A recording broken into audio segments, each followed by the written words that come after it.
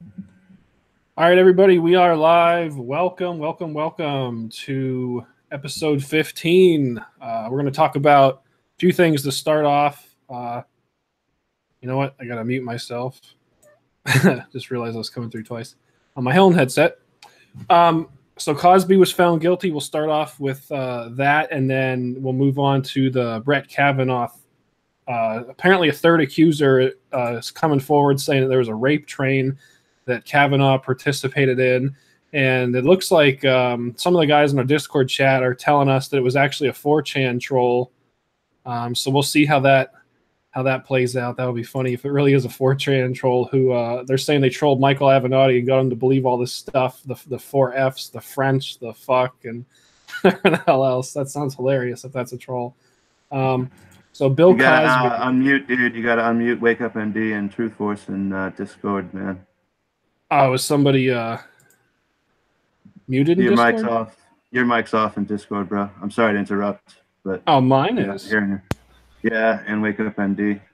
Unless Looks like mine's going. Sorry. am I wrong? Is anybody hearing us? I'm sorry. I see mine lighting up in Discord. You sure? Okay. I'm just probably terrible at this. Everybody cool? All right, everything. Google's working. Okay. All right. I don't know. I think if Rondon's listening, he probably understands. I'm new. Sorry, guys. I won't interrupt again, I promise. Okay. We can start off with Bill Cosby. So America's Dad was found guilty, and he laughed before going into police custody. He burst out laughing moments after he was sentenced 3 to 10 years in state prison for a 2004 sexual assault. He is 81 years old. He is legally blind. They were trying to get him out of jail. They're trying to get him to serve no jail time, but instead to serve house arrest time since he's legally blind. But then the sentencing guidelines did not allow for any house arrest, so it looked like they had to sentence him at a minimum sentence, according to whatever Pennsylvania's laws are. This was in Norristown, Pennsylvania, and yeah, I'm kind of surprised it was only sound like it was only for one charge of sexual assault, but we remember there was like how many dozens of women who came forward. It was like what, 3 or 4 dozen? It's like 50 or 60, I think, right? So I'm surprised there was only one charge that actually followed all the way through. I remember watching the Cosby Show growing up, so it's kind of nuts that this finally, like, I don't know, he's 81 years old and legally blind. It's like, I guess putting him in jail is teaching him a lesson, but I think the lesson's I think it's a little too late to really teach that lesson. What do you guys think about this? I mean, to be honest, I'm just glad the guy's gone. I mean, the one count, I guess he's just so old, they just wanted to get him on something and get him out the door. I don't know. I guess that's where they're at. That's where justice system would, I guess, would work. The laughing, I didn't see it. I mean, he might just be senile at this point. God knows he even knows where he is. So. Yeah, that might be, even if he's not senile, that might be like his next thing. He's going to try to like go and like for an insanity thing. Like, oh, who laughs after getting sentenced or whatever, maybe try to get to like a mental ward instead where it's better. I don't know. I guess it's possible to do that type of thing. What about you, Greg? What do you think of Bill Cosby? Did you watch the Cosby Show and all that stuff growing up? Oh, me, yeah. I didn't want to believe it at first at all, yeah, because it was Ghost Dad and everything else. It was terrible, man. But yeah, I don't know. It was too much, and there was evidence, and there was like, witnesses, and everybody was coming forward to say I protected him and I did this for him, and yeah, it's ridiculous. I don't know about. See, I'm torn. Like prison as punishment is just a weird concept to me in general. I don't know if it's like for reform, if it's to keep a dangerous person out of society in like sort of an exile sense. Like I can support that. Someone's like a rabid dog or something in that respect. I don't know, but yeah, I don't know if it serves as a deterrent. I doubt it. if it is really going to punish this old guy. Maybe he doesn't even care. But I'd like to. I don't know. It's one of those things. Like at this point, like my ideas are going to punish his children. Like keep them penniless and take away their inheritance. I don't really know where to go with this to get justice, because it's like a crime like murder. There's no undoing it. There's no rebalancing the scale. So, yeah, I don't know. Other than like seriously doing something vicious to him, I don't know what else to say. It's kind of one of those situations.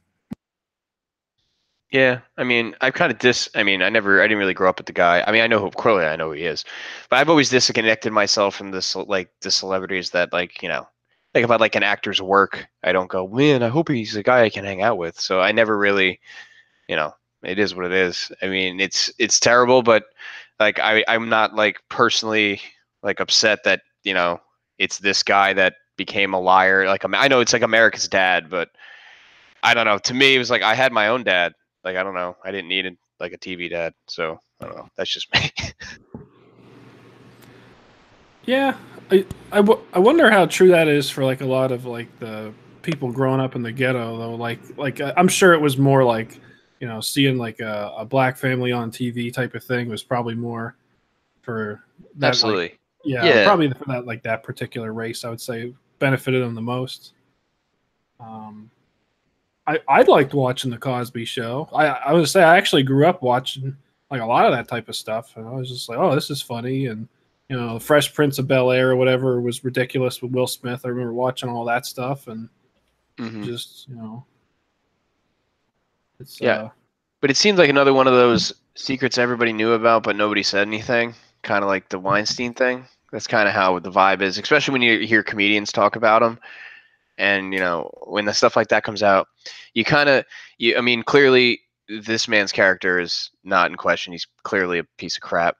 But when you start seeing how long he got away with it and the sacrifices people make for their careers and not saying anything, it's just, it kind of sheds a light on the whole industry and you're just kind of, I mean, personally, I'm just like, well, I mean, I don't even want to. Yeah, I mean, it doesn't shock me after a while that these, it's just imagine what else is out there, and then Weinstein happens, and the whole thing kind of spirals, and it's like, well, now that's a whole industry that nobody should really have any respect for, in terms of like personally looking at these people as role models. It's the same way, people look at football players or their athletes as, oh, I look up to that person. Like, do you really? He's a 23-year-old with $80 million for playing football. I don't, he might not be doing stuff that your parents want you to be doing, but that's just the way I was brought up, but it is what it is. No. Hey. Welcome, Tony. Bud. We were just talking about Bill Cosby got sentenced 3 to 10 years in a state prison in Pennsylvania. America's Dad. What are your thoughts on America's Dad? I wish I wrote this next joke, but I saw a guy say this on stage. And, if you're ever in jail with someone you hate, wouldn't you just grab the back of his head and just stick it in him just because he'd hate it? Not because you're gay, but, just because he'd hate it that much. I don't know about all that. Yeah, I didn't write that joke. I wish I did. It's pretty good. He was talking about Dick Cheney, that if somehow he ended up in jail with Dick Cheney, he'd butt rape him, and it doesn't make him gay because he's only doing it because he hates him. Well, he doesn't deserve. He doesn't deserve strong, Tony. I got to give you that. You came on strong tonight. But I didn't write that joke. I wish I wrote that joke. I wish I remember the guy that wrote that joke. That's if you can't. Some energy is a good thing. I ain't saying nothing. well, I just got off my BMX cruiser and my mind's just all like I'm ready to make up a new language. I'm just way out there. Who was trying to think of that other guy? It was that guy that got arrested? Not Joe Paterno, but the secondary guy. Sandusky, yeah. Well, he wasn't the secondary guy. He was the guy. Well, no, I mean he was like number 2 under Joe Paterno. Oh, you mean as coaches? Coaches, you mean? Yeah. But the story on Joe Paterno is that he was actually running a pedophile ring out of that college. and that people that would donate to that school they were buying into that ring, and he was like the grand organizer of the whole thing. And the whole thing became so normal and common for him that he got caught doing a kid in like the gym shower. Yeah, he got caught in the gym shower, and like, during a game, right? No, it was. I remember the whole thing. It was like during a practice, middle of the week before the game. Yeah, Sandusky was running a. He had a children's charity, and then of course remember where it is. It's Pennsylvania. Right. So there's also there's other situations. There's the Catholic Church diocese of that area has also been very right. So. And that's a Catholic, and that was the whole Catholic school situation. And then you have Paterno as, not that he was, like I say, the coach itself he clearly didn't report on anything, let's say that, but he was the face. You throw him out there and go, hey, look, it's good old Joe. And then behind him is, some corrupt diocese and Sandusky getting the kids to go there. And then, Paterno died. I think Paterno died like, what was it, like, maybe a month or two after that whole thing erupted, because it was just like his whole life just it's like when I'm not comparing this, but how like they always say like one the wife dies and then the husband dies. It's almost like his entire legacy and just got destroyed in a week. Well, yeah, he was married to that legacy, and when you thought of Penn State, you think of, I mean, even now I could just think of Penn State. And in my mind, I see that dude he had the sunglasses and the little kind of Steve McGarrett kind of Brill Cream haircut. And, yeah. And I mean, I don't know. I haven't gone that far down that, but there was, I'm a little young, but because I forget his name, but what was the Speaker of the House? Does anyone remember that guy? Speaker of the House, the pedophile Speaker of the House? Yeah, that was Republican. John Boehner? Dennis Hastert. Haslin. And then he's friends. Yeah. It's Dennis Hastert. And the way to remember that is go, Hastert, you bastard. And he was and he's connected to Podesta, and he also ran in the same Sandusky circles, and it's the whole Midwest. It was that whole Midwest. It was all in the same geographical area. So I remember that all coming out and getting connected. Wow. Yep. So the guy with the crazy sweaters. Yep. Huxtable, is that what they called him? America's Dad? America's Dad. And the Jello guy, and he had brilliant stand-up. I mean, and towards the end there, I mean, he literally wasn't even standing up. He was just sitting down and telling these long form stories that just, bam, bam, bam. When you see, comedy, the target is a laugh every 26 seconds, something like that. Right. And, I mean, this guy was just a machine and controlling it, top of his game. Just, I guess is what I don't understand about that. And I've said this about, what's that piece of crap producer that did so many good movies? Film industry guy.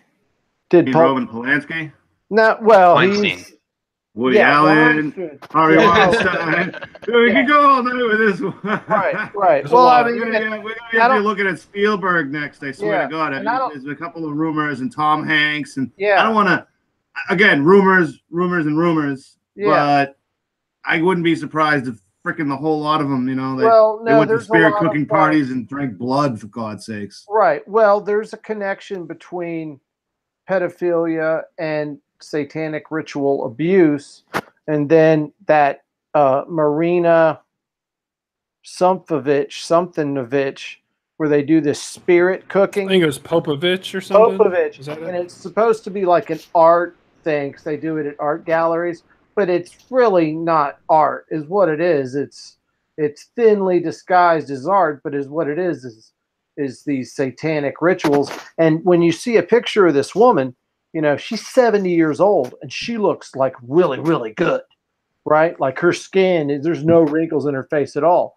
And one of the ideas is, and it's weird because there's a couple films where they allude to it, like Stanley Kubrick, apparently the part that was cut out and why he was killed was there's a part in it about where they kill children and drink the blood. And then there's another scene in Terry Gilliam, if you've ever seen any of his movies, Fear and Loathing in Las Vegas, when Hunter S. Thompson and the other guy arrive at the casino, they're tripping on acid. There's a guy on the phone talking about, you know, kind of matter of factly chopping up this this waitress and draining all the blood. And then later on in that film, his lawyer gives him a bottle of adrenochrome. And, you know, they say, well, the only place to get this is a living human body. And that he got it from a Satanist freak that was busted for pedophilia.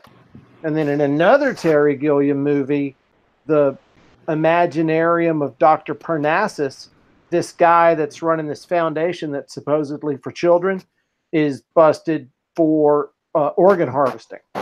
So, you know, that's all probably the really deepest, darkest place that goes. But just on the surface, you know, I keep coming back to the whole entertainment thing is, you know, you're going to get laid anyway. If you're in entertainment, you're going to attract people because it's peacocking, you know, look at me, I'm funny and I'm all this. And you're gonna attract broken, weird people. That's the problem with that, though. Well, I mean, when I was making this film in Atlanta, you know, I didn't know what I was doing, but I won this contest, the Gibson Go for the Gold / model gold top contest, and I won. And they sent me this guitar, and that happened, you know, not even a 1099. They just sent me the guitar. And that happened right when the crash happened and I lost my mortgage job. And I thought, like, well, clearly I'm a filmmaker, you know. So hey, could you fix the mic a little bit? It's like rubbing against your shoulder. I was rubbing against my arm. I'm sorry. And, hey, Wake Up ND just threw this in there. What's that? The Sun UK? But what is that? Some lady throwing a bottle of water on some dude's lap. What is that, bud? I don't know. Well, the guy was mansplaining. It's bleach. It's bleach. That's assault. I think that's what that's called. But while I was literally burn you. While I was making that film, you know, I didn't get anywhere, and I spent all my money, but I ended up attracting like this supermodel chick that I dated, you know, while I was making it until, you know, the film, you know, failed and she ended up marrying some millionaire guy, you know, go figure. But that's just an example. All that to say, you know, if you're doing entertainment, even at a low level like I was, you know, you're going to get laid anyway. You know, what the hell's up with the rape? So the only answer I have is there's like some kind of dark, either entity that's interacting with these people, you know, if you want to get all David Icke-like, or they're just, you know, demented and drunk on power and all good. I think it's more demented and drunk on power. Plus you got the damaged people. And then you also have it's just like politicians. Everybody's got shit on each other. So then you're always trying to collect shit on each other. So the best thing to do is let's invite everybody to this weird ass party. So then we're all at the weird ass party. So in case anybody decides to, you know, venture off and maybe say something accurate or truthful, we can just go, hey, you were at this weird ass party 37 years ago and we can all attest to it. Or, you know, that kind of, you know, it's just like it's that kind of shit. Another thing they do is they have, you know, like a teenage girl looks like she's going on, you know, 25, pick up one of these guys either at a party or a bar, and then they take pictures with the guy, you know, in bed with her. Yep. And then Cody Wilson. Right. And then they're like, hey, by the way, that you know, that grown woman was 14, you know. Yeah. They do shit like that to people. I don't know if anybody saw that Cody Wilson thing, but No, what is that?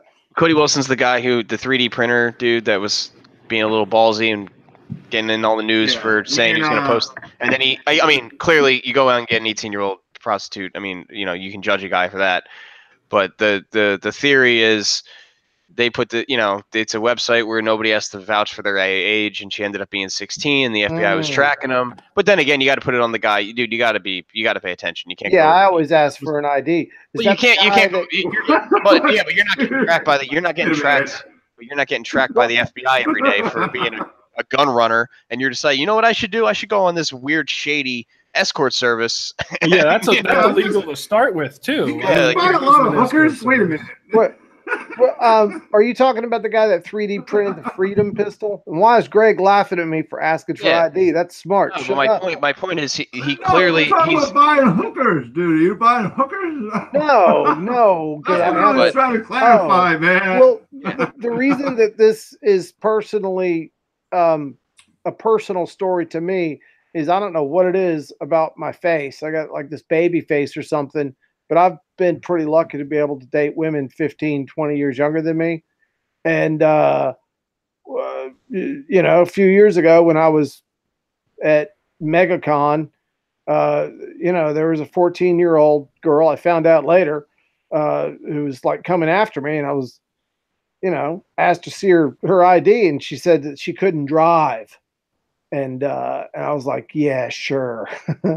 So it was pretty, but she looked like she was a 25-year-old model. It was ridiculous. And I don't know who lets their kid go to a sci-fi convention dressed like some kind of manga chick with thigh highs and heels and all that crap. I mean, what the hell are the parents doing? Here you go, honey. Have a good time. Glad you're at a sci-fi convention with a bunch of middle-aged men dressed like a hooker. Way to go. She'd probably meet her dad at something like that more likely than have him show her out the door. Dude, I don't know, man, but there was three of them, and they're dressed like three different manga chicks, and they probably called their lawyers before they went, and were just looking. I would love to talk about this law student sprays bleach on crotches of people in Russia, though. Yeah, let's go to Wake Up and. Hey, Wake Up, you want to talk about that article you just shared? I shared it on our YouTube also. Sure, yeah. Apparently it's this Russian law student that went around the subway in Moscow, I believe, and poured water with bleach in it on guys that had that were mansplaining with their crotches open on the subways. What was that? Right, a picture of her on the bottom right there, getting out of the pool? Yeah, I guess she's a model too, or something. Well, I'm sorry, but if your junk is all bunched up, man, you need to spread it out. That's tough. Some of these ones in the link that I'm looking at here, they're like sitting in a seat by themselves, and there's nobody else around them, and she's like doing it to them while they're sleeping. Yeah, exactly. Pretty fucked up. It's their fault for falling asleep and having testicles. I don't understand.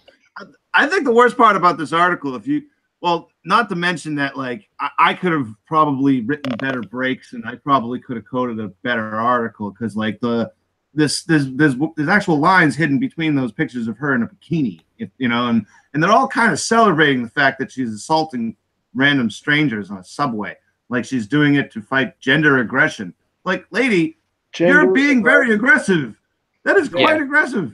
Well, that's what I was going to point. Yeah, that's sexual assault. That is sexual assault. Yeah, this is literally like the Sharia law equivalent of throwing acid in women's eyes. Bleach will burn you. If you have bleach on your skin, even when you're just cleaning your tub, if you don't wash it off your hands within like a few minutes, your skin's going to start to get burning up. What are we going to have public chemical showers now, like they do in chemistry class in high school?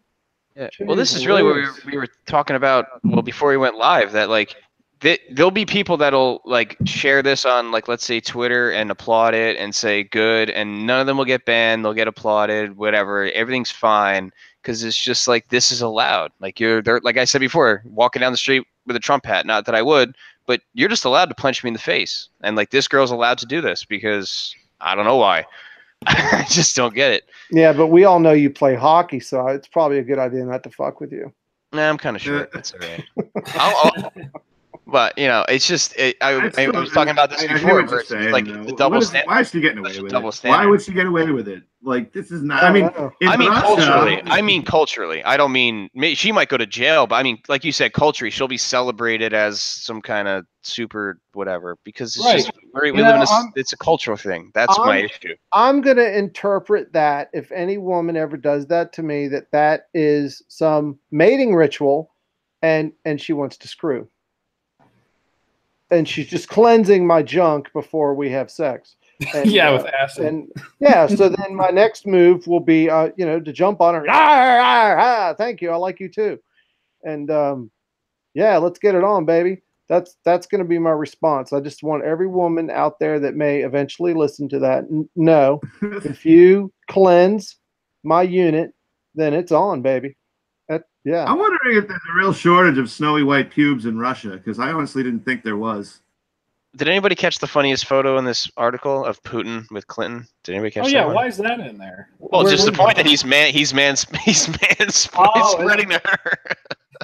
He's spreading with Hillary, but he's sitting in his own chair. He's not even near her. What does that But matter? He's Putin. I mean, he took over America and stole her election. She's bad. He's a bad guy. Yeah, so this is really the world we live in. Like, this is like I'm being all sarcastic, but when I go out, this is how people talk. Like, it's a weird world. We're all insane in this world. Like us normal guys. Like we're the crazy people. It's it's really getting wild. This video. Well, this girl has somebody videoing this as she does it. Well, say what you want about Putin in that photo, but Hillary she's giving that chair a run for the money. I mean, dude, she's packing on some hippage there. Look how that cushion is bent down. It's fighting for its life. Yeah. Come on. He would have done that on purpose. That's a KGB trick. All right. So this lady, I'm looking at this. Anna says she has not been sued by anyone yet. And there's this picture of her, and she's in this lace top with the rose. And, she's really good looking.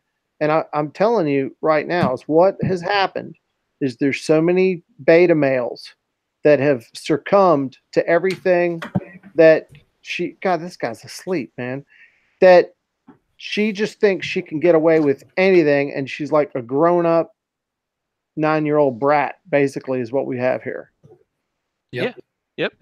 That's why you said grown up, child, I just did my video on Michael Moore, and it wasn't about Michael Moore. It was about this type of behavior where it's like nobody checks them. There's no, and I may know me physically. I mean, nobody checks them. There's nobody going, hey, like, you can't do this, because not that I'll hit you, but like, I'm going to stand up to you.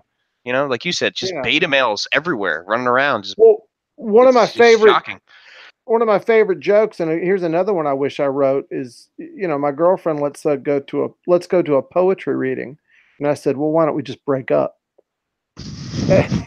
And so, I really wish I wrote that. But that's indicative of these. And another reason I don't really do sci-fi cons anymore is the young men are so entrained to just suck up to these cosplay queens that if you actually just act normal and treat one like a man, they get all offensive and punchy and want to fight, and I mean, it's useless to try to go and interact with people in a social thing and hey, let's talk about sci-fi if their entire gender roles have been so skewed that they can't even they don't even understand if you're going to joke with a woman and say something like I like your costume, but if you wore that in the first date, I'd make you pay. I mean, something, just being a smartass about, see, that wasn't even funny. So getting back to like the little kid aspect of these people's mentality, did you guys see all the video of Ted Cruz getting chased out of a restaurant? He was with his wife in a restaurant yesterday. Yep. And this group called, for everybody who doesn't know, this group called Smash Racism DC That's their Twitter. That's their Twitter handle. They posted the video. Activists just chased out Ted Cruz out of a fancy Washington, D.C. restaurant chanting, "We believe survivors." They came into the restaurant, surrounded him, started yelling, "Fascists not welcome. We believe survivors." They made him leave. Well, first they blocked him from leaving because they kept him in there. So I think that's like false imprisonment if you keep somebody from leaving. So some of those people could get charged for that. And then they started putting out Gavin McInnes's. If you guys don't know who Gavin McInnes is, he was formerly on the Rebel Media. Now I think he's with Steven Crowder's CRTV. I'm pretty sure. Yeah, founder of Vice. And they're giving out Gavin McInnes's personal phone number and trying to dox his address. And so this same account's doing all that, and they're not banned on Twitter. So they're doing all this violent stuff, confronting people, harassing people, and they banned Alex Jones for confronting somebody in a public space who got him banned all over social media. And then they're not going to ban these people for violently confronting somebody in a private space and doxing everybody. Like, well, it's insane. They've clearly shown they do not support the First Amendment. And with all these people getting busted recently with government jobs that are in the Democratic Socialist, what is that thing called? Yeah, Democratic Socialists of America. Yeah. I mean, they're low level guys, but it just shows that they work without, there's no repercussions to their actions at all. My question was, when I saw those people surrounding Cruz, were how many of those people are in that Democratic Socialist of America, or how many of them have government jobs? So now the thing is, clearly they all had their faces on video. So the next question is, how soon does the Secret Service go and interview these people? Because you can't harass a United States senator. I don't care if he looks like Grandpa from the Munsters. You can't do that. You have to treat him with respect. You could say, you could probably walk up to him and say, I think you're a fucker, and just walk away. And I'm sure that is legal. But what they were doing, I think, constitutes assault. I mean, that's got to be assault.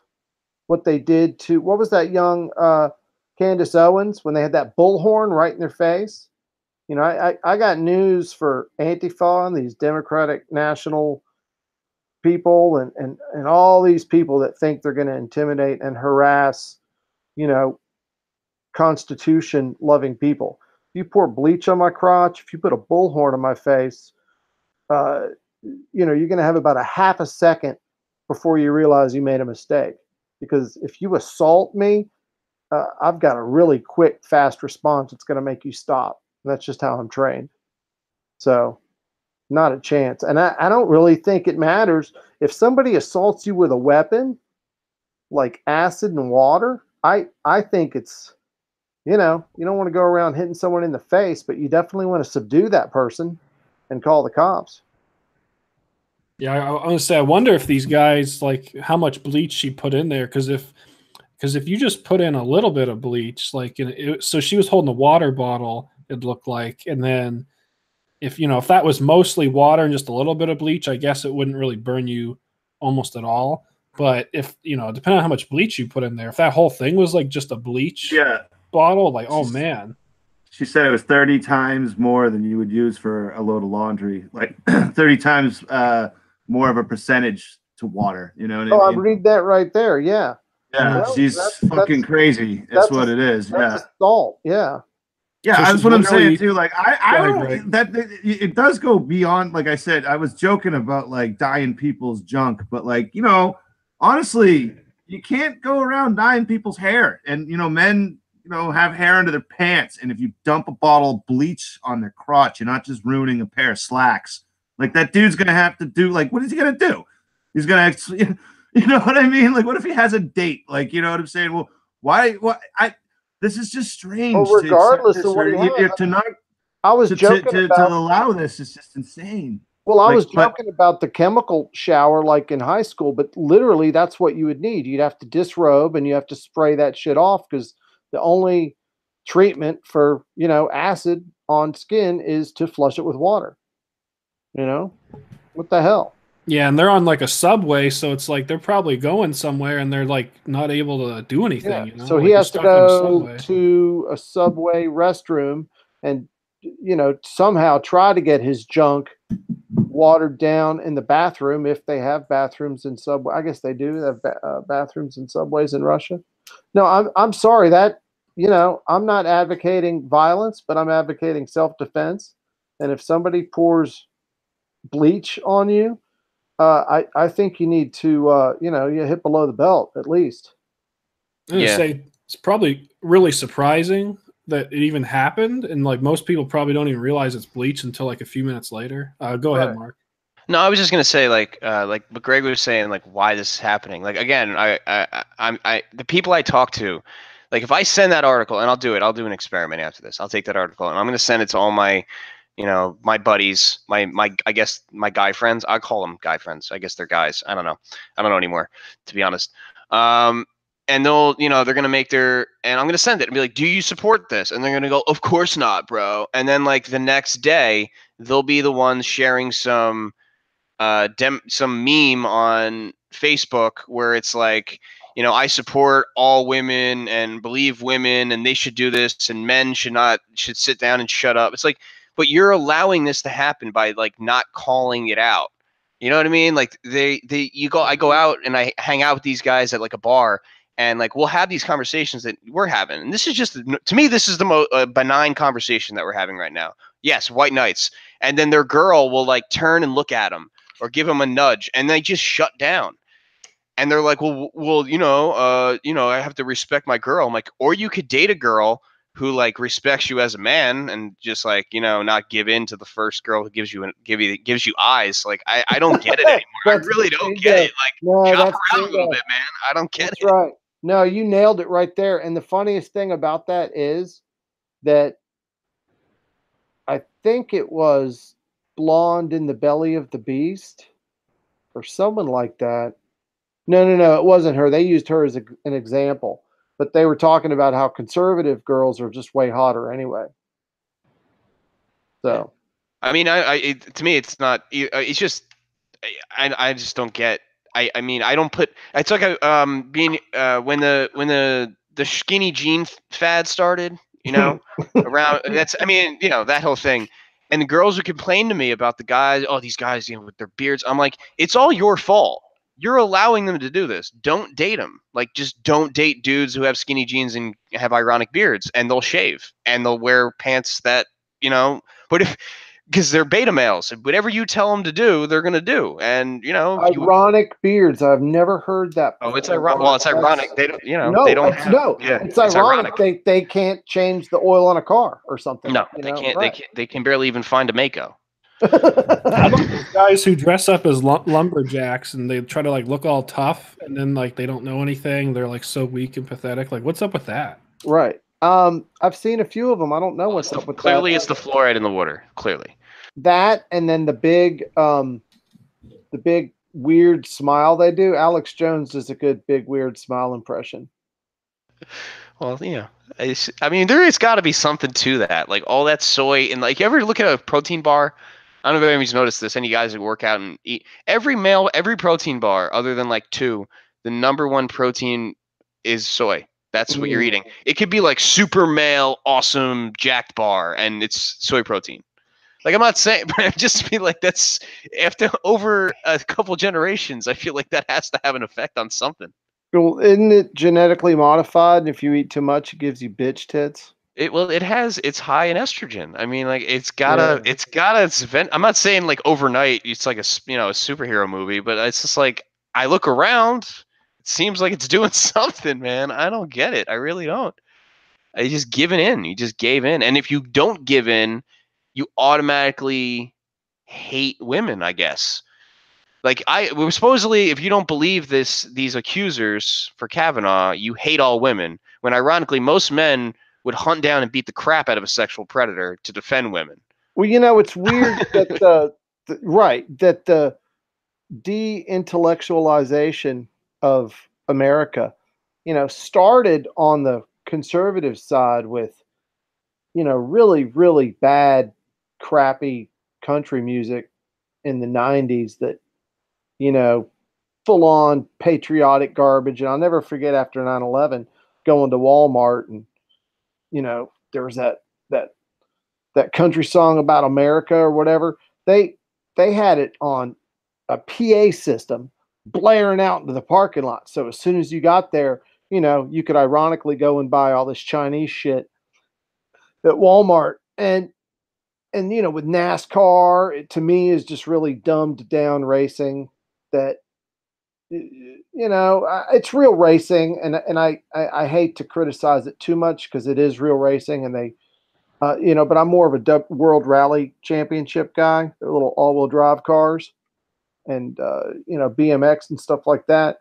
So NASCAR is just a bit dumbed down, and now that dumbing down has transferred to the left, and it's really gone into overdrive because at the height of the right being anti-intellectual, they were never so anti-intellectual where they did, pour bleach on, I mean, they didn't do stupid shit that went against common sense. You know what I mean? They just kind of did it's all good kind of yeehaw howdy stuff, not going after basic gender problems and, the man gap. I mean, give me a fucking break. What about the guy with the Puma bag in that same shot? He's covering his crotch, but his legs are apart. I was gonna say, you know what? We're like running out of things to like just do in this country. I feel like it's like if you look at all the numbers for like stealing and homicides and like all this stuff, like a lot of those numbers are going down. I feel like there's just like everybody's just kind of bored, so they're just like making up all these things to like kind of occupy themselves. And we're going back to like these weird like Puritan ways, but then it's like the left that's doing it. The right's like all like accepting it's, it seems like the libertarians, the anarchists, like the freedom and liberty people, like the Tea Party and stuff like that. And, maybe some of the people on Trump's side, maybe some current Republicans are like, we're all just kind of like, leave people alone, let them be free and stuff. And right. These leftists, man, they're like trying to go the way. Like I remember growing up, everybody was constantly demonizing how puritanical the religious right was, and I was brought up to like be ashamed of being a Catholic, like, and then people would like say, "Oh, it's a bad thing that you are," and so I didn't really know anything. It's like I'm just growing up in it. I don't know, like it's not really my choice. Like you kind of have to go to church and stuff with your family when you're growing up, and then you can decide later if you want to be or not. Right. But that's neither here nor there for that. I'm not saying it's good or bad, but it's just like they demonize the religious right so much, and they've come full circle now. It's like this religious left. It's like they don't understand what they're doing is they're creating this new religion, and it's called, social justice. Like that is the religion. Everybody is,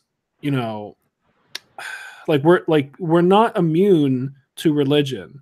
Like it might not technically be a religion where you go to a church and there's a priest or a rabbi or something or a pastor, but every human looks to like some sort of like collective group for the most part. That's just our human nature because we're just collectivists by evolution, right? So we all work together and stuff like that. So like these SJWs are like forming these groups, but like it's so radical and it's so unhealthy. Right. They're throwing away all of these cultural norms that we had.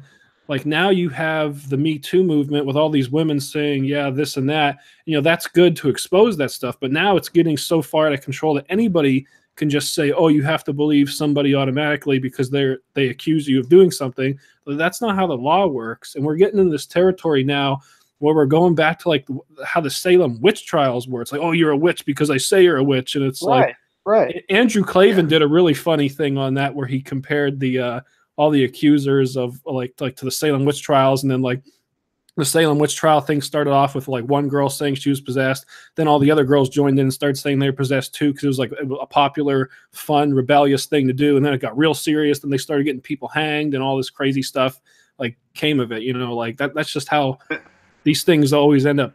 You know, like just insanity. We used to take school trips to the Salem Witch Museum, and I don't Wow. know. I think I probably went there like 17 fucking times. Wow. I got horrible stories about hanging out there on Halloween too. People really do weird shit. It's Yeah. I'm not saying like been, supernatural. I'm saying like meth heads are fucking strange. Well, no, around Pensacola, I don't know why, but every year around Halloween, there's always some, you know, there's like animals found where people do like satanic rituals with them and shit. There's some weirdos around here too. Yeah, well, I mean that you're getting into that truth force. You're getting into that. You're getting into the Jordan Peterson territory. It's a power move, and they don't even realize what they're doing because they've been told that that's, you know, it's a power move. It's an orthodoxy, but you know they got to shut down anybody, and the problem is they just eat themselves, but the beta males don't push back, so they eat themselves and they're just replaced by new members, and they just keep moving in the goalposts. And really, I always say their religion is the religion of the state. I'm sorry, there's nothing. I was talking about this with a bunch of people, some libertarian. Well, libertarians always talk about this crap, but and I'm not a religious person, but when they come after religious people, I get annoyed because I'm like, well, they're over there being all they're volunteering. Like that's all their free association. Your religion is like, I have to be part of it or I go to jail. And you have to go to DC, conform or die. Yeah. And I always say go to DC, smoke a joint, and look at all those buildings and tell me where you're at. They're all big marble statues, and you know, it's a religion. It's what it is. It's like when you go to a church, and it has to be to the scale that it's at. It can't just be you talking to a priest or you talking to God. It has to be this big thing that you don't understand, and take it on faith. You know, there's no institution that fails more what it's supposed to do than the government, and we just take it on faith over and over and over again. And that's what the left's freaking out because they're losing their control over that power structure. Well, so now it's just like, let's just destroy everybody else's credibility. Mark, there's not really like the real left has like 8 guys left. Yeah. Well, but there are a few people, and they've spoken out against censorship. What they have now, this, you know, it's not even neoliberal, because Hillary's like a neoliberal where, you know, the liberals conspired with corporations to, you know, do whatever the corporations wants under the guise of liberalism. And, oh, by the way, we'll make some new policies for, you know, to make the liberals happy. But real true liberals like Noam Chomsky, you know, you can listen to him and, you know, you might not agree with everything he says, but a lot of what he says makes a lot of sense, you know, because he's thoughtful and he's this, you know, professor guy, and he really thinks about what he's going to say before he says it. You know, he's not out there, you know, backing a senator into a corner at a restaurant and yelling slogans at him. That's Maxine Waters inspired people to do that crap. So I wouldn't give her that much credit. She's too well, but but I know what you mean. I know what you mean. Yeah, she called this out. She a few months ago there was that speech she gave and said, you know, if you see you know, whatever she called us, you know, you don't let them relax. You don't let them eat. You don't, you know, this exactly what she said is exactly what these people do. So technically, you know, she could probably be arrested for inciting a riot, because that was sort of kind of a riot in that restaurant. You know, I'm a bit of a hardliner. Yeah, it all comes to, it's those college professors, though, really. Well, I've got a whole conspiracy theory about that. How I think there's a kitten and master relationship between some of these women and some of these professors, and how they're using essentially sex slave entrainment to entrap some of these beta males. So they'll do whatever these if you ever notice, there's some good looking liberal women at these Antifa rallies that are generally the leaders and generally the ones starting some shit. And I caught 2 instances of 2 different women at 2 different places, one in Portland and one in San Francisco, when this girl was all up in, like Owen Schroyer's face or some other dude's face. And some guy with a white beard, little diminutive little dude with a white beard, 2 different guys, walks up and says something in her ear and she backs off. And to me, that's just really suspicious of that kitten master thing, and he gave her a little code word and turned her off or whatever. I don't know. But well, then you see, it's always that girl starting it, and but she backs off, and then the guys. You ever? I think I know The White Knights.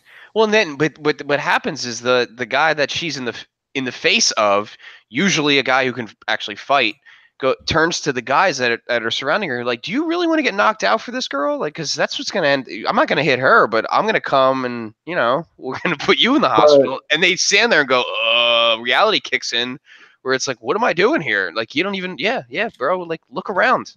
This is a real thing.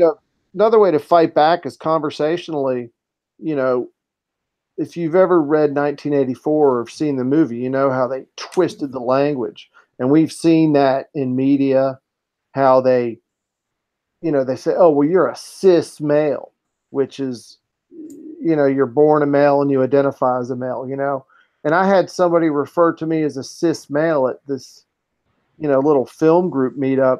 And I was like, no, I'm a bro male, and I got a sister, but I'm a bro male. Exactly. And I kind of played it off that I was too dumb to get it, but that's not why I did that.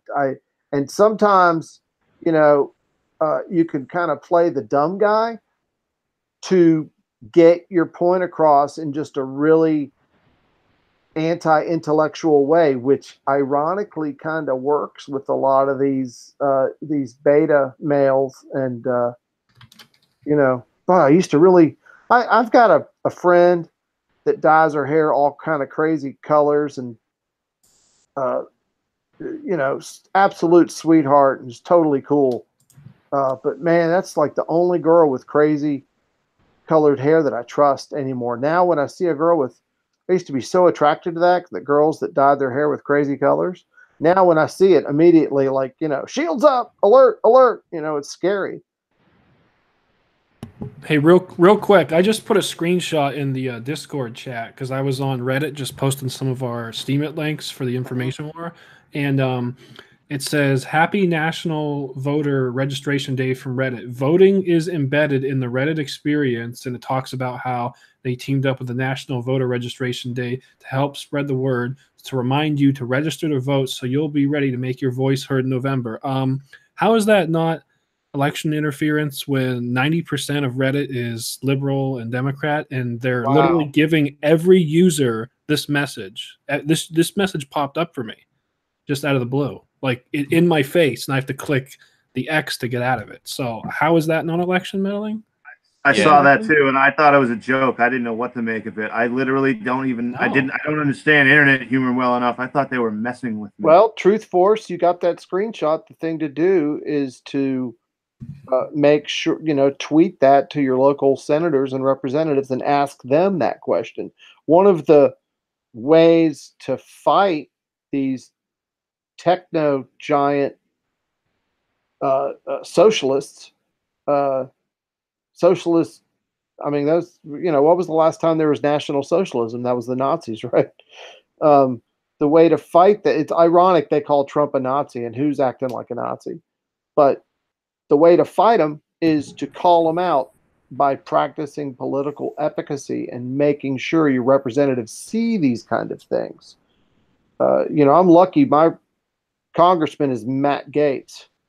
Unfortunately, my senators are Bill Nelson and Marco Rubio, but that's yet to be seen how long that's going to last. I'll trade you. Yeah, you got Cory Booker and Menendez. Who's Menendez? Menendez. Wow, you got Cory Booker. I forgot about that. No, Menendez. Right. I am Cory Booker. That's actually pretty good. That dude's a fucking clown. Menendez is the worst kind because you never heard of him, because he's that. What do you need? He's that guy. It's like, well, what do you need for my vote? Like, he's that guy. Like, he's just one of those. He's literally been like, he literally got corruption charges in Jersey. He's so bad. He's a Democrat. The Obama justice system, like, not just indicted him on corruption charges, like they had him, and then the judge did a mistrial. But like even the Democrats were like, dude, we gotta replace you. Like you're that corrupt. And he's running for re-election, and he'll still win because it's New Jersey. But I digress. But yeah, I know what you mean. You know, you do have to go after. You do have to. That does. It's amazing as much as people say like they don't work for us, but that's what the left does. I mean, they do use threats, but if you get a good congressman. I had a good congressman for a while. He retired. Actually, he didn't retire. They redrew his district, and they found some comment that he had 47 years ago where he said the word gay in a sentence. And now I have some Democrat guy who I think is more beholden to the Likud party in Israel than America. What's wrong with gay? We're having a gay time, not right? Yeah, I don't even think he said anything that like anti-gay. He just said gay, and he's a white Republican. So that was the end of that. I like to have fun. I'm talking about gay in the classical sense. We're having a gay time. Yeah. So they replaced him with some some Hillary, literally some Hillary his job was to get in there. So when she won, she had that vote. So now he's just like kind of fumbling around in this rural district that he won because they redrew it for him. And it's kind of embarrassing. I don't feel bad for the guy, but it's like they literally like scammed the whole system to get him in there because they knew she was going to win. And now he's just kind of like, I don't represent this place at all. I better get out of here. Yeah, I'll trade you. At least Rubio, I can go and harass him. I feel like he'd be fun to yell at, but Cory Booker, you can't touch Cory Booker in New Jersey, even no matter what he does. He's a hero. He's a savior. So. Yeah. No, Rubio. Every time I've written Rubio, I always get back the same form letter, and Bill Nelson, right? And Disney made him, but Bill Nelson. At least, back when, what was that guy's name that got killed? That was, well, he supposedly committed suicide, and he started, not We Are Change. What was the other one? In Russo? No, We Are Change is Luke Rudkowski. Luke Rudkowski. I thought you meant. Do you mean Russo though? No, not Russo. He started one of those action groups, like Oh, you mean not Breitbart, right? But it was the big push to get internet freedom. No, not that guy. I think I know what you're talking about. Anyway, I had my talking points, and I was supposed to be part of this group that went to Bill Nelson's office to speak. And so I show up, and I was the only guy there. So I was the group, right? And this group, whoever these people are, they faxed the information to Bill Nelson's office. So that woman had the talking points with me right there, and we went over them. It was, it wasn't Bill Nelson; it was his aide or whatever. And she was pretty good looking too. They gave me an hour. I was alone in the room with this woman for an hour, and at about a half an hour, we covered all the points. And she goes, "Well, what else do you want to talk about?" I was like, "Well, let's talk about veterans issues and cannabis legalization, and So I mean, say what you want about Bill Nelson. I know he's classic Democratic career politician, senator, but at least he runs his office in a way where you can actually practice political efficacy. And I still, to this day, and I know that whatever bill we were trying to, not get passed had something to do. It might have been that thing where we were getting fooled about net neutrality. I forget. But it seemed like the law that we wanted that got passed was the one we wanted because that guy ended up dying. Did you say Russo? I think his name was Aaron something, but it's not Aaron Russo. Aaron Russo did Freedom to Fascism.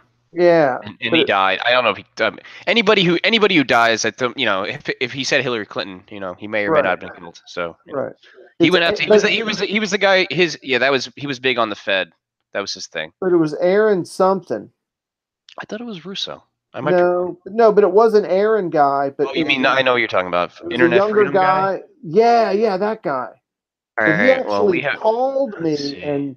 and sent me the talking points, and I said, "Well, I don't have a printer." So he faxed the talking points to that office. So when I got there, that was waiting for me, and I showed up in a Aaron suit. Swartz. Aaron Schwartz. There you go. Yep, that guy. And he supposedly committed suicide. So that was like that was when being liberal was cool and it meant something. Ironically, the co-founder of Reddit. Right. Well, they got rid of him.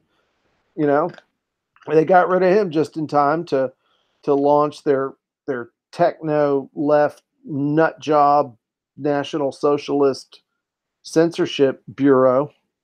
But I listened to a very interesting interview with Jerome Corsi recently, and he mimicked something that I've been saying on Twitter every time people bitch about all this censorship, and it is that what we're going to see within the next 10 to 15 years is, yep, there he is a complete turnaround, people away, because it came out. People know that Facebook spies on you. I took it off my cell phone. Most young men don't have it on, or young people don't have any of the big tech giant things on their phones anymore. And what I mentioned last week about it's MGTI has a blockchain fueled cell phone. So what we're going to see within the next 10 to 15 years is social media and the entire internet actually moving towards blockchain encrypted type of interaction where you can't censor things because everything, once it's up because it's backed up with a ledger. And that's the kind of thing that really spells doom for, the Googles and the YouTubes and we just need the bandwidth right now because, DTube and whatever that other one is. DTube's pretty good, but that other one doesn't work that well. But yeah, hopefully that's what we're going to see sooner than later.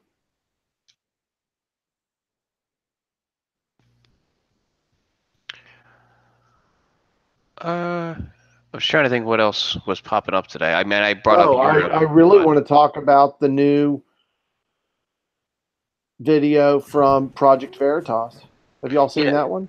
I saw them. I mean, the only thing with those is like, I think they're interesting, but I think I mean, it's a marketing thing I get it for Veritas, but I think what happens is you get people who think like I don't consider those people, the guy, I don't know if anybody knows who Tim Pool is, the guy with the little hat. Like I liked his point on that. Like these guys are clearly corrupt and should clearly be investigated. Right. But the whole like this equals the deep state, to me that does a disservice to what I consider the deep state. Like Brennan going on HBO and getting applause. Right. That's the deep state. But this needs to be investigated. I heard they are, which is great. But the way to look at it is like the Nielsen ratings. When Nielsen's ratings really mattered, maybe they still do, but now with their, Netflix, they just count how many views. But Nielsen ratings used to survey a small amount of American homes. And basically, you're taking a teaspoon out of a cauldron. And that's who, oh, okay. And based on that teaspoon, that's what, well, to me, what Veritas is doing with, because you can't get all of them, but is what it's saying is there's a bunch of people, more than we probably think, which is why I asked that question. Well, how many of those people harassing Ted Cruz are, Democratic National Socialists? Yeah, pretty much all of them are. I'm back. I was just getting a drink of water. I probably missed the last 3 or 4 minutes. I saw you guys linked Aaron Schwartz. Yeah, I think they probably offed Aaron Schwartz because of what he was doing. He was the original creator of Reddit, Right. and he was basically, I think he had a bunch of bogus charges lined up against him. Right. And, he was like truly creating like a very decentralized like way of doing things, because anybody can moderate their own subreddit. As long as people follow the rules of Reddit, which is, just a few basic things. Like the admins usually let a lot of stuff slide on Reddit. Like they don't ban too many like extreme groups. So like they truly do let a lot of people stay on there. But the problem is when people start like calling for violence or something, so then like a subreddit will get shut down, and a lot of people will make like these fake accounts, these dummy accounts, and they'll go into like some conservative or some libertarian subreddit and try and get it shut down, and they just like pretend to be like a libertarian who's like violent, right? And they just like do all this stuff. So like it's right, and the guy who currently has Reddit, I don't know if you know this, but he's married to Serena Williams. SJW. Really? And he banned a bunch of people. I didn't for, even like, know she was married. That's the Yeah. same one that had a fit the other day, right? Yeah, he's a skinny white dude, and he's married to. He's like 5 He must foot be terrified. 6 or something. He Yeah. can't leave. He can't leave. Yeah. So she controls him with those massively strong legs and can just pop him like a grape at any moment when they're together. SJW. Yeah. I didn't catch that originally, but that's hilarious. Those are actually her initials. But if he's married to her, I mean, what is a guy like? What has he got? Like a dick, like a Budweiser 16-ounce can or something? What's going on there? I don't know, but yeah, I remember this. I remember this Schwartz guy. I'm reading his wiki as we talk. I remember him being on a couple. Wait, real quick. I just had this image. You ever had like what is that? Beer chicken? Yeah.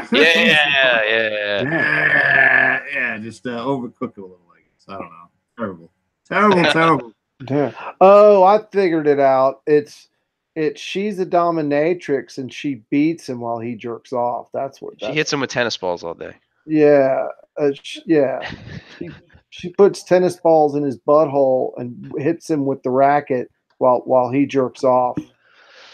That's what happens. But yeah, that does fun for the whole family. That is interesting that this guy's the original Reddit guy, and now it's ruined. Just much like Vice was, what's his name's original creation, and now it's Gavin McInnes's original creation, and now it's just death. He was the original creator of Vice. Right, right. Oh yeah, and Vice is like the worst now. Yeah, I remember a couple years ago, even what's his name? Who's the guy over there with the beard? The other owner. He actually had to put like a press release out saying he was going to fire. He fired like 70. It didn't help anything, but he fired 70% of the writing staff after they moved to Brooklyn and hired locally. Because he's like, I didn't realize what I did. Like, I need to straighten this out a little bit. I mean, it just festered. It just continued to fester. But he actually acknowledged, like, there's really no like. Clearly, there's a bias with my writers. I have to get these all out of here. I mean, they're dead now that they signed with HBO. And right. Bill, Well, when you think Bill Maher's the producer.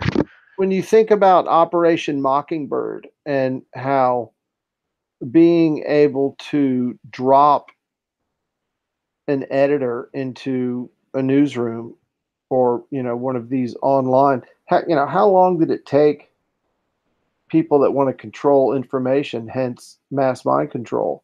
How long did it take the people that do that professionally to realize, oh wow, we have to get people inside all these social media things and these blogging things, and it's easy to pick out a troll on YouTube, but because you could see if you go to their profile, there'll be like either a picture of something that's either trying to be somebody, but they have no videos and no content, no about.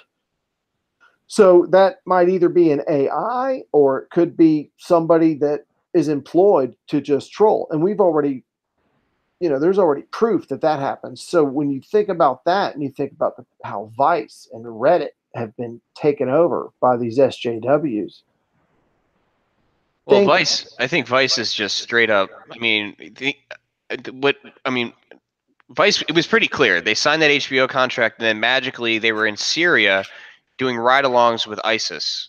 And yeah, I was like, all right, well, how is this guy's head not getting chopped off? What's going on here? And right. that was Well, kind of really the end of it for me. when you look at that and think about Mockingbird, you know, on one hand, how much entrainment is being enforced by the top down, and then how much of it has been so embedded and entrained in the new hires and the young people, the soy boys that we call them.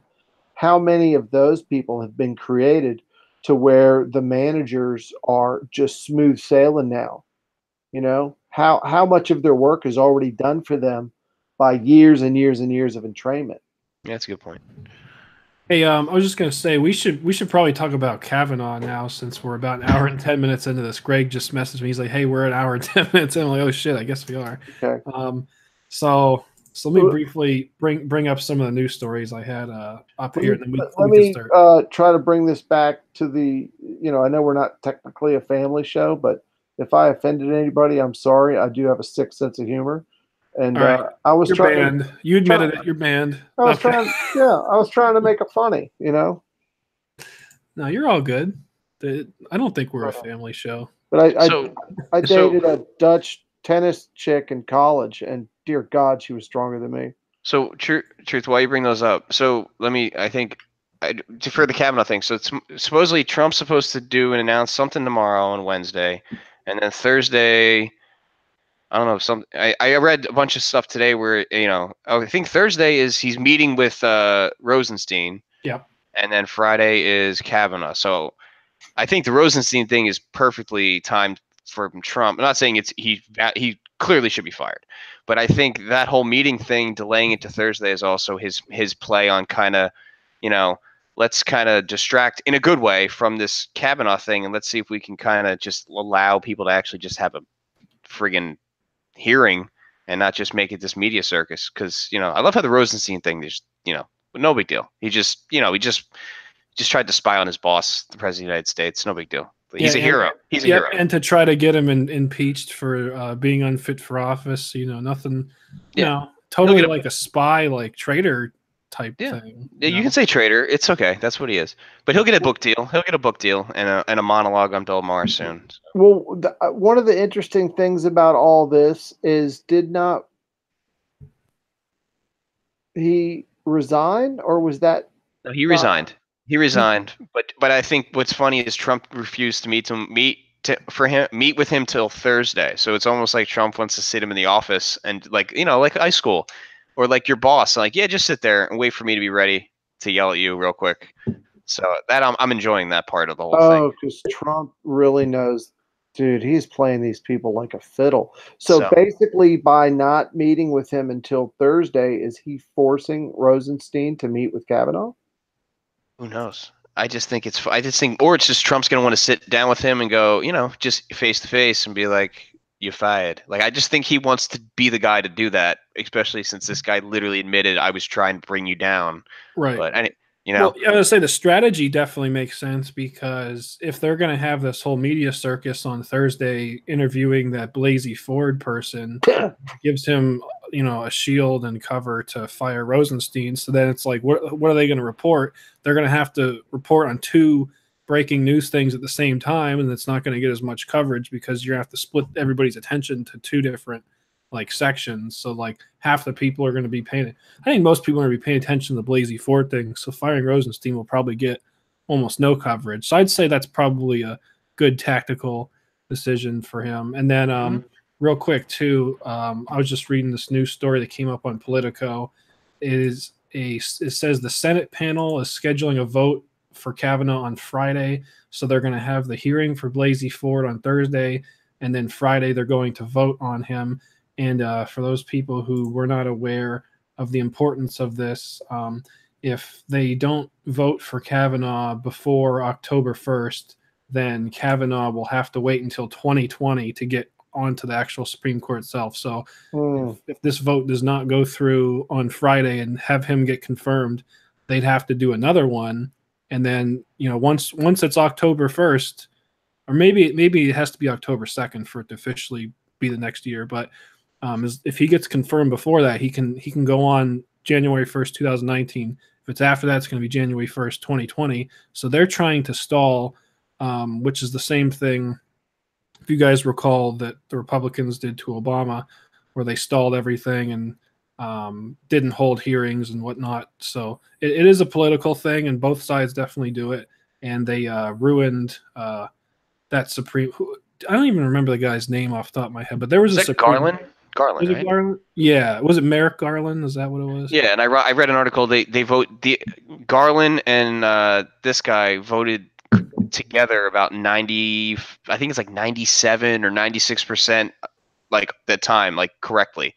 So it's like, yeah, like you said, it's a political battle back and forth, and we're fighting over guys. Like I see so many people like supporting Kavanaugh. Like you got Alex Jones, and again, I pointed this out last week with his issue. The issues I have with his Fourth Amendment views and his Patriot Act, but because it's so, the battlefield is so divided and the tactics are so dirty, you have people that like literally are not for the Patriot Act, totally overlooking the issues that this guy has because we can't even have a conversation about that. Like think about it. He should be sitting in front of the Senate, and a guy like Rand Paul should sit there and ask him valid questions about his views on the Fourth Amendment. But that literally is not going to happen now. It's just going to like get him in by Friday. Come on, and you just it's not good for anybody. Well, that's an interesting point, Mark, because is this whole circus done to avoid that and keep the Patriot Act going?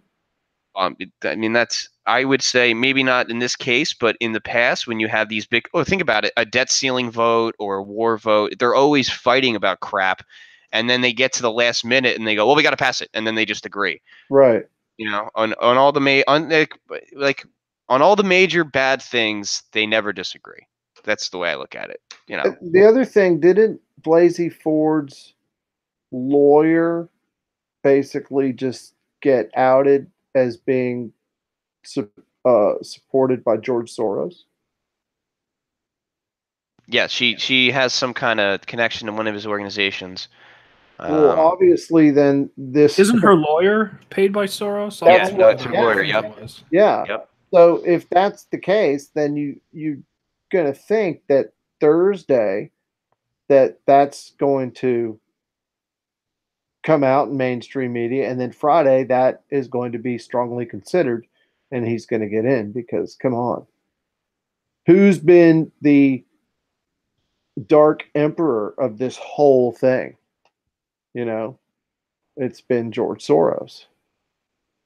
There's countries in Europe he's not allowed to go to because they'll arrest him for election meddling. Yep. Here it is right here. I'm reading it.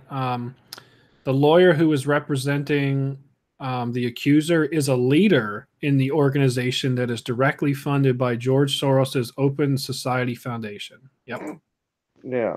He is a vice chair of the Project on Government Oversight for for George Soros. And I love it. These names of these things, Open Society, when really is what everything they've done indicates they really, really want a Hunger Games type world with a techno elite in some cities, with the rest of us working slow death jobs in oil and coal and gas and uranium and whatever, making life nice for the techno elite.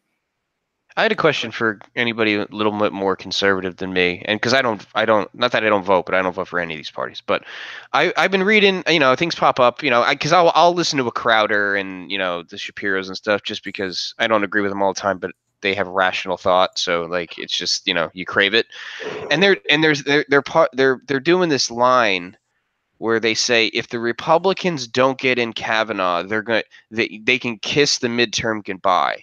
And I'm interested to think, like, if you're a Republican voter, is that real? Like, if they don't get this guy in, you're not going to vote for the Republicans? Like, he's such a conservative. Like, it's not like he's Judge Napolitano or something. Like, they're acting like I don't think that's how they mean it. I think. Yeah, well, I saw even like I know, and I don't agree with Limbaugh, but his audience is so huge, and that's a quote from him. Like Limbaugh is out there saying if they don't get this guy in, they can kiss the.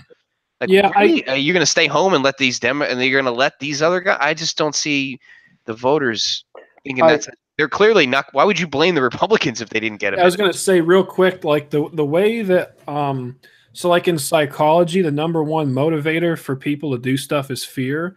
So I think it's kind of like a reverse psychology thing, is that to get the desired result, you have to inspire fear in people. So you see like the Democrats do the whole fear thing, and then the side on the right will do the fear thing too, where they'll say all these illegals are killing people, so that's like a fear tactic. And while it is true that they are killing people at a higher rate than average citizens kill people rate, or whatever that rate is, right? But that's a way of so you can use fear that's like truthful, and you can use fear that's like not truthful. So like depends on I think it's good to tell the truth in all situations. So if you're using fear as a tactic and you're telling the truth, that's fine. But if you're using deceit, that's not. And I think that we see the Democrats using, and the leftists, and like, I mean, we have out now communists who are running the colleges. They admit that they're literal communists. I mean, there's something. I listened to Stefan Molyneux talk about this, and Jordan Peterson talks about how there's literal Marxist and communist, and people walk around wearing communist shirts and Che Guevara shirts. And it's like Che Guevara was like a huge racist and killed tons of black people during the revolution. And he literally said the N-word all the time and hated like black people like they were scum. And then like you see like a bunch of white hipsters wearing a Che Guevara shirt. They have no idea. Like, he's this huge racist who killed all these black people. Rage against the machine, man. You got to rage against the machine. Well, when I was watching, I didn't see it this year, but last year, I watched the World Rally Championships. They're all over the world. Each race is in a different country. And last year in Sardinia, there was a Che Guevara sports drink, and it's Italy. I'm not kidding. That was one of the sponsors of the race, and I'm thinking like, oh boy, what in what situation do you drink that sports drink? I'm going to kill a bunch of people. Time for the Che Guevara sports drink. After you clean out the prisons, one thing I got to say about Kavanaugh, though, seriously, like the problem that the Democrats are going to face if they manage to not get Kavanaugh, I think Trump is the type of person who is going to find the worst nightmare of the next guy. And you know what? There's going to be some after the midterms. If the Democrats pull this stuff, I don't really believe like the Republicans aren't going to show up because of this. I think they're going to show up either way, and I think they're going to be pissed either way, because I think what's coming next for the Democrats and all the rest of us Americans is nothing good, because if Kavanaugh doesn't get in, and he's more or less a centrist, he's not like hard right. They paint him up to be the worst sort of authoritarian, and like you said, while they're sipping their Che Guevara iced tea flavored energy drinks or whatever the hell, the blood of the infidels flow and all these other god awful. But what Trump is gonna do is when if they manage to shoot him down and he gets more power in the House and Senate after the midterms because the Democrats blew it with Kavanaugh, they're gonna find the hardest nail that ever walked as a judge. And the problem is Obama set a precedent that you don't have to have a resume. Or at least if you have a resume, it doesn't have to be a good one. Klagan tried one trial, and it was to sue the ROTC from recruiting on a Harvard campus or something like that. It was up here in the Northeast, and she lost because she's an asshole, and that's not cool. So the point is, she's a Supreme Court justice right now, and that's a travesty. And I think honestly, it would be nice if we actually knew what Kavanaugh's positions were.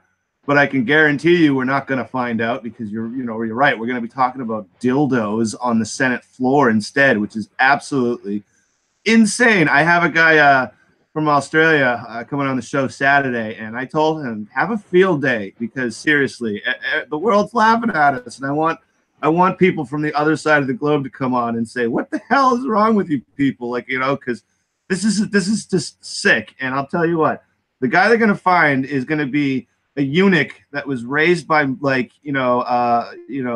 animals on an island until he was brought over, and he married somebody the day he showed up to the mainland, and then that night took a vow of celibacy and hasn't been out of like a cage since. And he's going to be ready to tear shit up, and it's not going to be pretty. Yeah. And we're going to be stuck with this guy for two generations because he's probably never going to die. Like Ruth Bader Ginsburg will be 400 years old, and he'll be like, no abortion for anybody. So like they're really shooting themselves in the foot is what I'm getting at. Like, I agree with you. Man. What if real quick, just to add to that, you were saying how Ruth Bader Ginsburg is just going to stay on until the end. That's the exact thing I was talking about with some of my friends about John McCain. We were talking about it like a year or two ago when he first got cancer, and I'm like, this guy is literally going to stay in here until he dies, isn't he? And my friend's like, yeah, it looks that way. Like we were literally talking about how like there's like these no term limits, and John McCain might have started off like one way and been like somewhat of a decent guy, but then a lot of bad stuff came out about him. I think he like got like a lot of POWs like killed and stuff. Well, a lot of people think that he was the real life Manchurian candidate, that he got programmed when he was a POW to lean towards socialist, communist type of ideals. Well, he also was like born on a battleship in the Panama Canal, like Mr. America, like or one of the like it was just ridiculous. Like, I mean, I did a whole video about it. I clearly hate the guy, but yeah. But I agree with Greg. I think this is going to blow up in the Democrats' faces because you're not gaining any. You lost the election in 2016 because Democrat voters switched and voted for Trump. And since there, all you've done is pissed off more people. So how mathematically have you gained more votes? And independent voters, you need to realize that when Perot ran, that he got, was it 20 or 30% of the vote? Way too much. They had to change the laws. Yeah. And right. Well, that just because they changed the laws doesn't mean that segment went away. That segment became like libertarians and constitutionalists. And, even though those people didn't technically agree with, George W. Bush and Dick Cheney and, pretty much thought like everyone else does that they're criminals, they ended up registering Republican. For a long time, I was NPA, and I recently changed to Republican just so I could vote in the primaries in the, next time. Yeah, I'm the same way. And I got to agree with you, too, that Trump is pretty smart. So if they don't get Kavanaugh in, he might pull out one of Jeff Sessions' friends from, Alabama that gives, road cleanup work to people that speed. Boy, why are you speeding on my highway, boy? Well, I hope he gets rid. I hope he gets rid of Sessions next. That's my hope. Well, yeah, 'cause Sessions. There's a picture of Sessions with a group of, all the people that. Well, I'm just going to go ahead and say it. All the people that are suspected of being, pedophiles, and Sessions is in that group with them in the back. But there's also the images of Sessions slapping Joe Biden's hand away when creepy Joe Biden's trying to, feel up his niece or granddaughter or whatever that is. Yeah. So, but there might be a connection there where Sessions has somehow been compromised. Somehow been compromised. Yeah, I look at Sessions and he just reminds me of like an extra in like that Mississippi Burning movie. Like that's that's like right. Doesn't he remind you? It's like he teleported from like 1956 to 2018, and he didn't get anything in the middle. Like now that you say that, I could see him as a lawyer in the Andy Griffith Show. He's just like if it all, but like if Barney got. I know what you mean. Just out of spite, Trump just goes completely. I mean, what I would love. Well, go put Judge Napolitano up. I mean, they'll go after him for his books on how much he hates Lincoln. I mean, they everybody's a Nazi anyway and a Confederate supporter, so they'll just attack him for that. But whatever, piss him off. Get him in there, please, for the love of God. Napolitano hates Lincoln? Oh, he hates Lincoln. He wrote 3 books on how much he hates Lincoln. But he points out the facts. Like, the guy violated these constitutional amendment laws and blah blah blah. You know, he's just a lawyer. If it He was up was to an me, excellent wrestler. He was an Yeah. excellent wrestler, and this is why I voted for Trump, really, because if you can't wrestle, you don't get my vote. Exactly. He fucked up Vince McMahon. That was hilarious. Don't you all want to do that just once in your life? It's a bucket list for a few of us, I'm sure. yeah, Trump's in there. Trump is the. I mean, people. I'm just. He's a. I'm not saying he's 100% a troll vote, but I know so many people that walked in, like just like everybody said, they walked in that booth, they closed the door, and just went "fuck you," and they just voted for him because they're just tired of getting yelled at. Just tired of getting yelled at by people. What I call them low IQ people who just they don't know what the hell they're talking about, and you need to shut up. And really, it was so obvious. You know, some people talk about that. You know, the Bush Obama era was like 16 years of putting America into this new world order type thing. I mean, I say, well, that's when it accelerated. But if you're paying attention, you know, definitely you could say it started in 1913 with the tax thing and the formation of the Federal Reserve. But getting off the gold standard. Yep. Right. But then when it goes into overdrive, you know, you could probably say, you know, the Korean War was, you know, one probably indication because, you know, really what was that? It was right after World War II. Eisenhower warning. Right.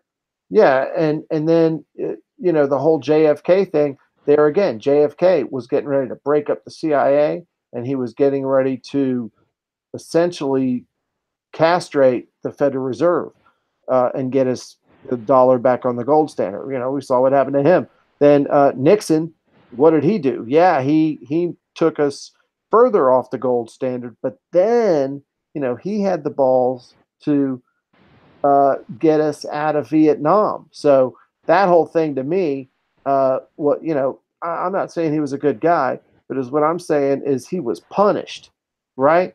So then Carter, how was he? You know, Carter was an aberration. I don't think they had the voting controls in place just then, you know, to get him out. But what they do to him, they when hostages were getting ready to be rescued out of Iran, there was 3 helicopters, they're CH-56s, which, you know, we always called them Smoky Joes in the Marine Corps because, you know, when you see them, they leave a trail of smoke, and they're pieces of shit then they are now. And I know a Marine pilot that's a 100% disabled veteran because he went down in one in Afghanistan. Confirmed maintenance issue, you know. You know, and then after that we had Reagan, which, you know, again, a bit of an aberration. And while I think the New World Order could use him for a little while because he really pumped up that American military, you know, there again, what they try to do, they try to take him out. And then who took over for him? George Bush. And then, you know, you see right on there who used to be head of the CIA. And then he was in Dallas, Texas. Right. Just And throwing then, it out there. right. And then you have Bill Clinton, and then went right on to George W. And, you know, so Trump is the only one since 1913 that is basically a speed bump to that whole thing. You know, maybe sort of kind of Carter, you know, maybe sort of kind of Reagan, you know, but for different reasons. But Trump gets it. You know, you know, just the fact that he's friends with Alec Jones kind of tells you that, oh, okay, well, he's been briefed on, you know, some of the nuttier type of conspiracies out there that, you know, let's face it, some of those conspiracies end up being true. I'm hearing some rubbing, like I think a mic on a shirt, just letting y'all know. But, you know, that's definitely something to think about when we're talking about all this is, you know, the overdrive and the ultra reaction, you know, this what you can kind of joke and say is butt hurt is not really butt hurt is what it is. It's these people are in their death throes because they've been outed, and that whole power structure is on the way out. And this this final assault with social media crackdown against mostly conservatives is an indication that they're really desperate because they're putting this control right in your face. But the blockchain is coming to time right when Trump is in. He's probably going to do 8 years, and by then the blockchain should be fully embedded into the consciousness of the world, where it's we're going to win. Yeah. I was going to say real quick to add to that, if you remember that photo when Trump was getting into office and all of the Obama's White House staffers were sitting there all with frowns on their face and pouting. And to look at that photo years later, I think it's because they're probably all guilty of something. Yeah. Well, I mean, like what you were saying. The usual suspects that have arrived. Yeah, that popped up somewhere I saw recently. That photo. Wait. What is the guy's name from The Usual Suspects? I was trying to make a joke. Kaiser Soze. Kaiser Soze. Which one of them is Kaiser Soze? I gotta get that picture. We should meme that shit.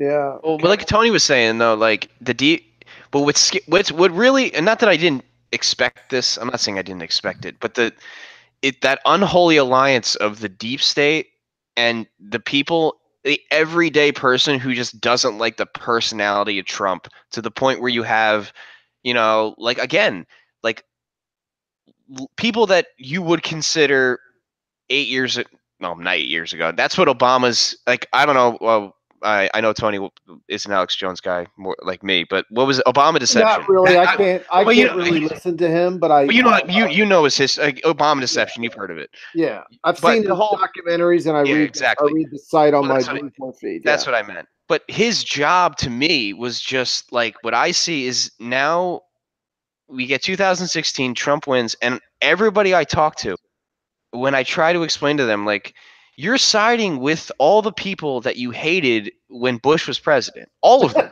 Every single one of them that was all of them. And I mean, I don't mean like this, like the types of people, the literal human beings you're siding with.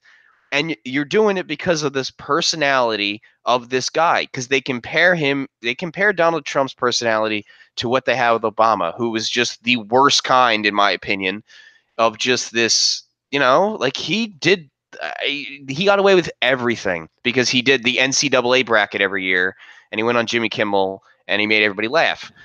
So now you get Trump and they compare him. They go, well, now it's not fun to look at the president. He's a goofy idiot, blah, blah, blah, blah, blah.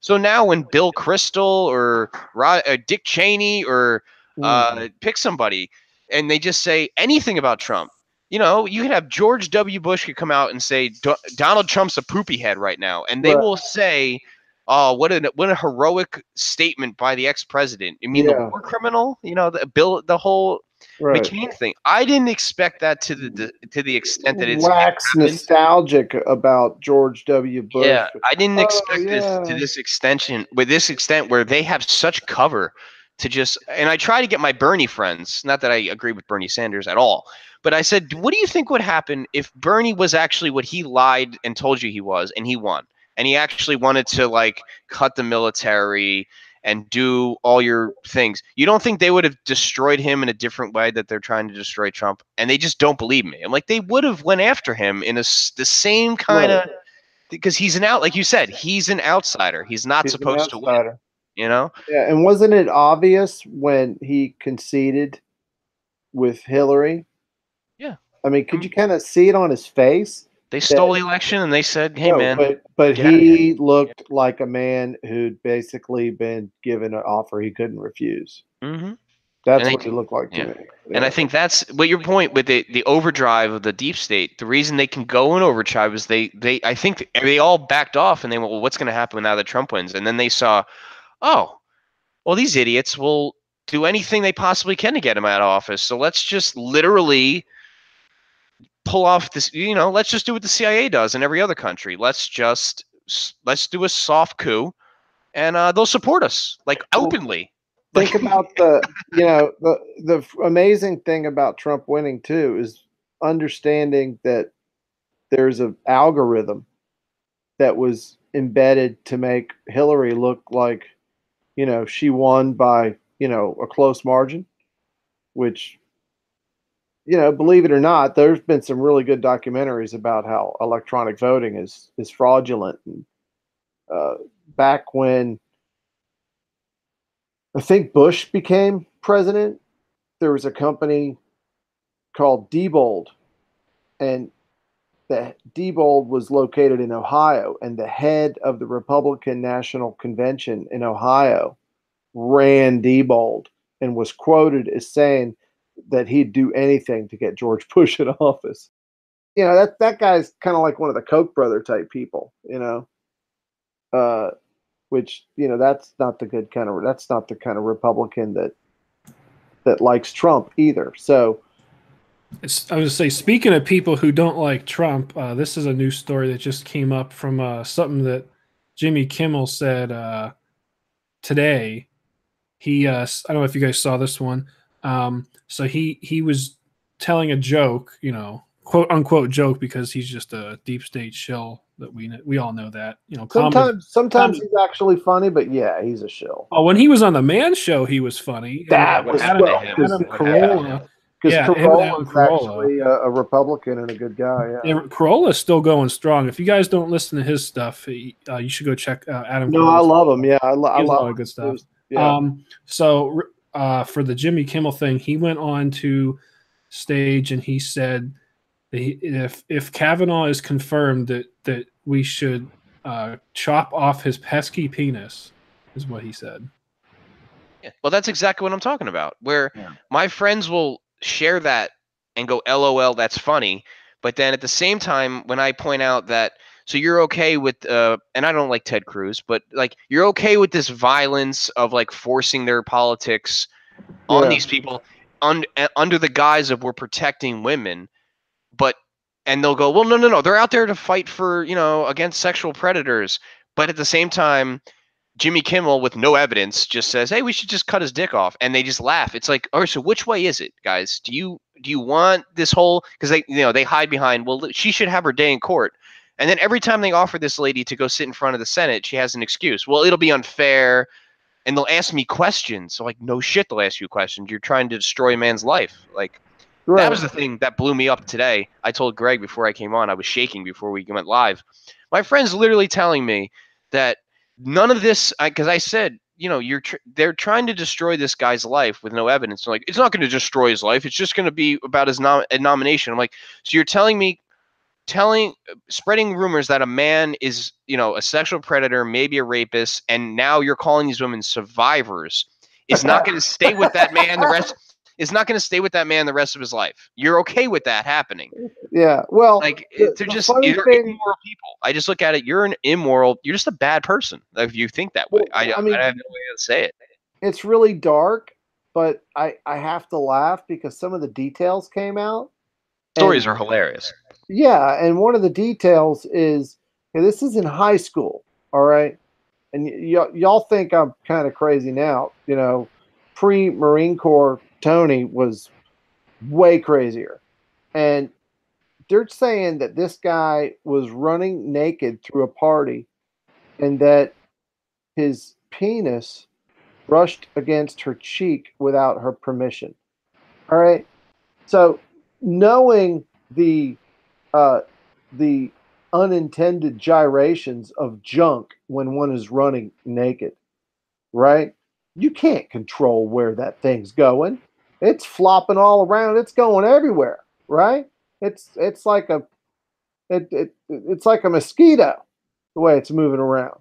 And she's gonna tell these people that, yeah, this guy ran past me naked at a party and his penis brushed against my cheek. I'm sorry, lady, but first of all, if it hit your cheek, that means you were facing it, and you must have really, you're a teenager, you must have really slow reflexes not to get out of the way of that thing. You see man junk coming at you at, 9 miles an hour, however fast he's running at a party. You need to get out of the way. Brushed against your cheek without your permission. Come on. And it really, if she was that offended, nothing wrong with a good open hand strike right on the ball sack. That would have stopped that party real quick. Yeah, this is a lot like that. The remember the tape, the locker room talk thing. Remember Yeah. that? When all the men came out and said, "I've never," and I'm like, "You're all liars. You have ever. You have. This has happened. You've been to college. I'm not saying this happens at college, but like, I don't understand why there'd be a girl there doing that, and like, you're liars. You're complete liars. Like, I've been to sorority parties. I've been to frat parties. Ridiculous shit takes place, and you all know. And it's the beta male thing. It's just Yeah. Let's Oh, so. yeah. Ugh, Yeah. Acting really outraged when, yeah. all of a sudden I'm a Puritan when, Like Scarborough, remember Scarborough on MSNBC? The guy who may or may not have killed an aide and left her his office overnight. Now he wants to run around saying, "How dare you say mean things about women?" Right. It's like, you might have killed a girl, dude. The guy who was paired with Zbigniew Brzezinski's sexy daughter, who clearly is part of the package deal for him to say what he's saying. Because come on, man, she's such a classic case of a sex kitten being used to control men. It's just not even funny. I mean, I'm into women that look like her. I like women with nice legs and that dress like that. So I guess they got my number with Mika Brzezinski, but I know some really hot conservative women that aren't as nuts as she is. So I'm satisfied. Yeah. But yeah, I'm just exhausted. It's like it's exhausting to try to have conversations with people that I know don't believe what they're saying. Like you're not believing. That's just not right. Just, They're just posers thinking that if they say the right thing, that's the same dynamic that I noticed at but they're not wrong though. Not to interrupt, but they're not wrong. They have to say the right thing, or they will be ostracized in this world we live in. But it's just cowardly, Well, I wanted to make one philosophical point real quick, if I may. Though it's one thing I noticed about everybody that annoys the shit out of me the most. There's one quality that they all seem to have, and it's that they'll torture people in front of them, sticking up for people they've never met, they don't know, some group of people. So like, it's that whole like, don't say this, don't say that. Well, there's nobody in the room to offend that would take it personally. So it's like you're offending their sensibilities, and they'll literally pick a fight with you to stick up for an imaginary person that isn't there to be offended, Right. And this white knighting gets scary because it's like, to be around a person that's going to pick a fight with you randomly or an argument about nothing because, you made the wrong joke or you said the wrong thing, and they won't ask you for clarification or roll with it or tease you back or get something fun going. They'll be, so what do you mean by that? They'll like stop dead and they'll just like, oh, you can't say that, or oh, you shouldn't say that, or I knew somebody that was, that doesn't fit the profile of that stereotypical joke that you just said. And it's like, well, you're tons of fun to hang out with. You know what I mean? How about you stop picking fights with the person in the room with you for the sake of, somebody half a world away, like if somebody says, oh, those damn Sudanese, man, and you've never, like I said, you've never met a Sudanese, you don't know any of them.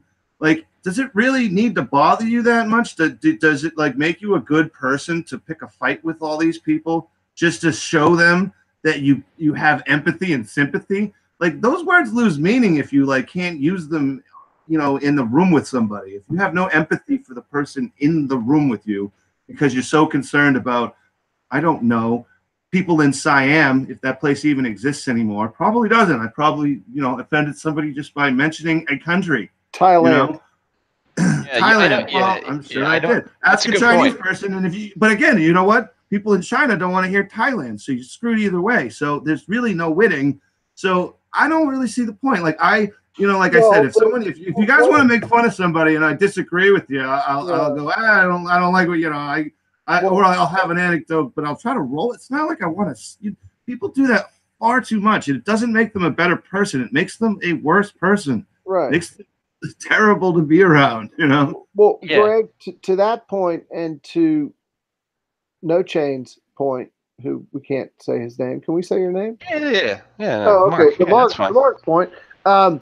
We kind of hit on this thing where Mark thinks it's real, but I think that they bullshit themselves so much. When this Jack Dub wrote, "Try hanging out with straight edge vegans." Yeah, dude, I ate vegan. Oh, I remember I those. ate vegan for 2 years, and one of the reasons I stopped eating vegan was people bitching that honey was abusive to bees, and I you know, I you know, I know checking is part of hockey. I wanted checking to be part of my kitchen that night. Just get this guy out of there. Check him into the refrigerator. But uh, but I honestly have experienced people that purport this bogus outrage, and I've seen it on the left and the right. I've seen it on the right with uh, ultra religious zealots that when I was a lifeguard on Pensacola Beach years ago, these guys would come to the beach in a pickup truck, and they'd have signs and yell at women in bikinis, whore, and all this. And and I told the guy once, I was like, you'd probably get a lot more people converted to your church if you walked around and picked up trash and just tried to talk to people and sinner, just like nuts, and you could see that brainwashing in them, whatever was going on. Ironically, a lot of these ultra religious people kind of turned on the whole group that they were supposed to support, like the George Bush people. That group kind of turned on them because the deeper that they got into religion, the more they realized, hey, they're poisoning us, and this is unholy, and God doesn't want us putting poison in our bodies. Hey, you're screwing up our water, and Alex Jones is holy. Alex Jones is, I think, part of his appeal why he's so popular is he's mixed professional wrestling with evangelical and conspiracy.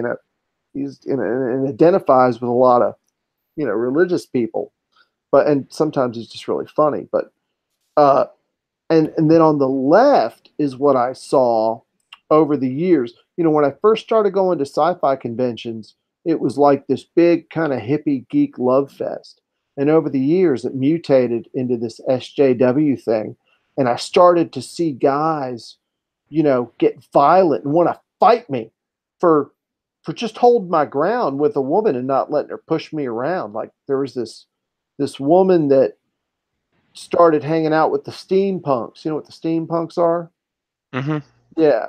And I mean, she was a stripper, right?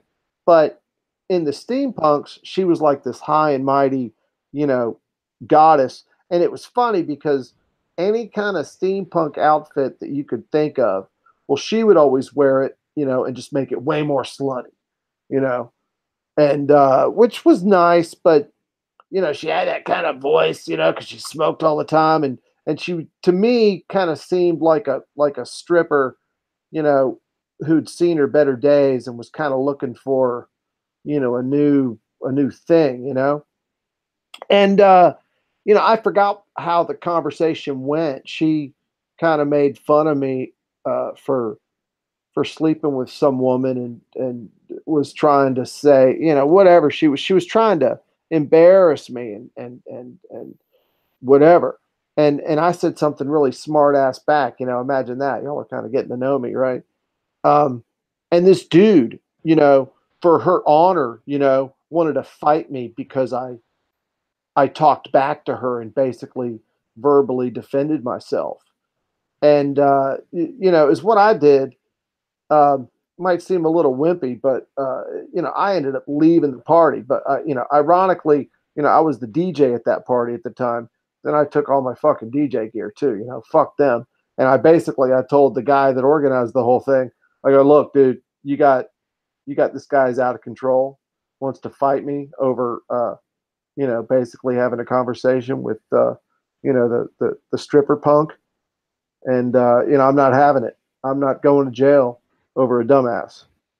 Because one of the things that I learned about myself is a really good reason to not fight is I'll black out, and I've done things to people in that kind of blackout rage that I don't realize I did, and you kind of come out of it, and there's a guy with a bloody head next to a motorcycle gas tank. I mean that's not good. So I try to make sure I avoid those situations at all costs. So that's what I saw. It's they pretend to have this high horse, and it's bullshit. But after a while, they do it so much they begin to believe their own bullshit. Yeah, like what Greg said. Like, yeah, that kind of person. I've noticed that. Used to go. I used to go. Go to bars or hang out, and even high school. You would pick. I'm not saying it's right or wrong, but you would like virtue signal for your people around you to be part of the group that you were actually physically with. Mm-hmm. And now it's people are like, I'm going to virtue signal against the group of people I'm with for some internet group that I really never met. And I end up alone and angry and sad. And then what? And that's what I'm noticing. Like all my virtue signaling buddies, they're not friends with their friends anymore, because when they go to hang out with people like me or my hockey team in the locker room, I got people from all shapes and sizes and ethnicities in that locker room, and we say things that you just can't. But nobody gets offended at all. And the one guy who does, it's like, why are you offended? Who are you defend? Like, what is that? Why is that? Right. And they don't even know. Like you said, they don't even know what they're doing. They've just been conditioned to like, wait, you're not supposed to say that or something, because I'll get ostracized from a group that I'm really not even physically in. Right.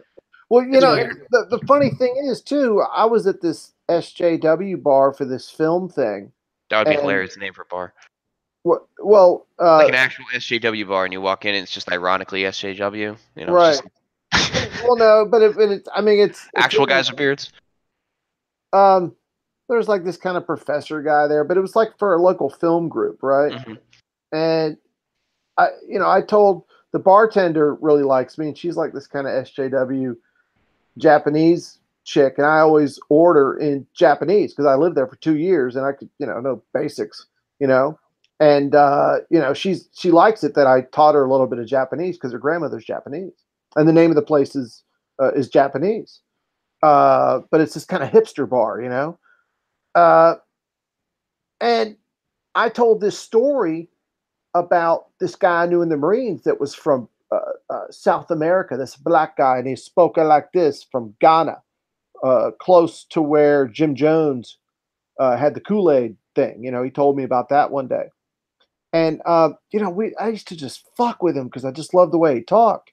And, like he busted his ass on my skateboard once. He's never again do I ride the fucking skateboard, and it was just funny to hear him, the way he spoke. And one night we were on guard duty out at it's called White Beach, oh, now I'm in trouble. Right. That's what it was fucking called. No, I'm sorry. I'm sorry. It was called Kin Blue Beach. White Beach was on the other side of the island, mostly inhabited by Japanese. So screw with them. Anyway, Kin Blue Beach. And we had radios, and one of the knobs on the radios was called squelch. And I just kept acting stupid, like I didn't know what that meant, And finally he goes, I don't know, it's a squelch, and it was just, I was like, fuck yeah, I got him to say squelch, and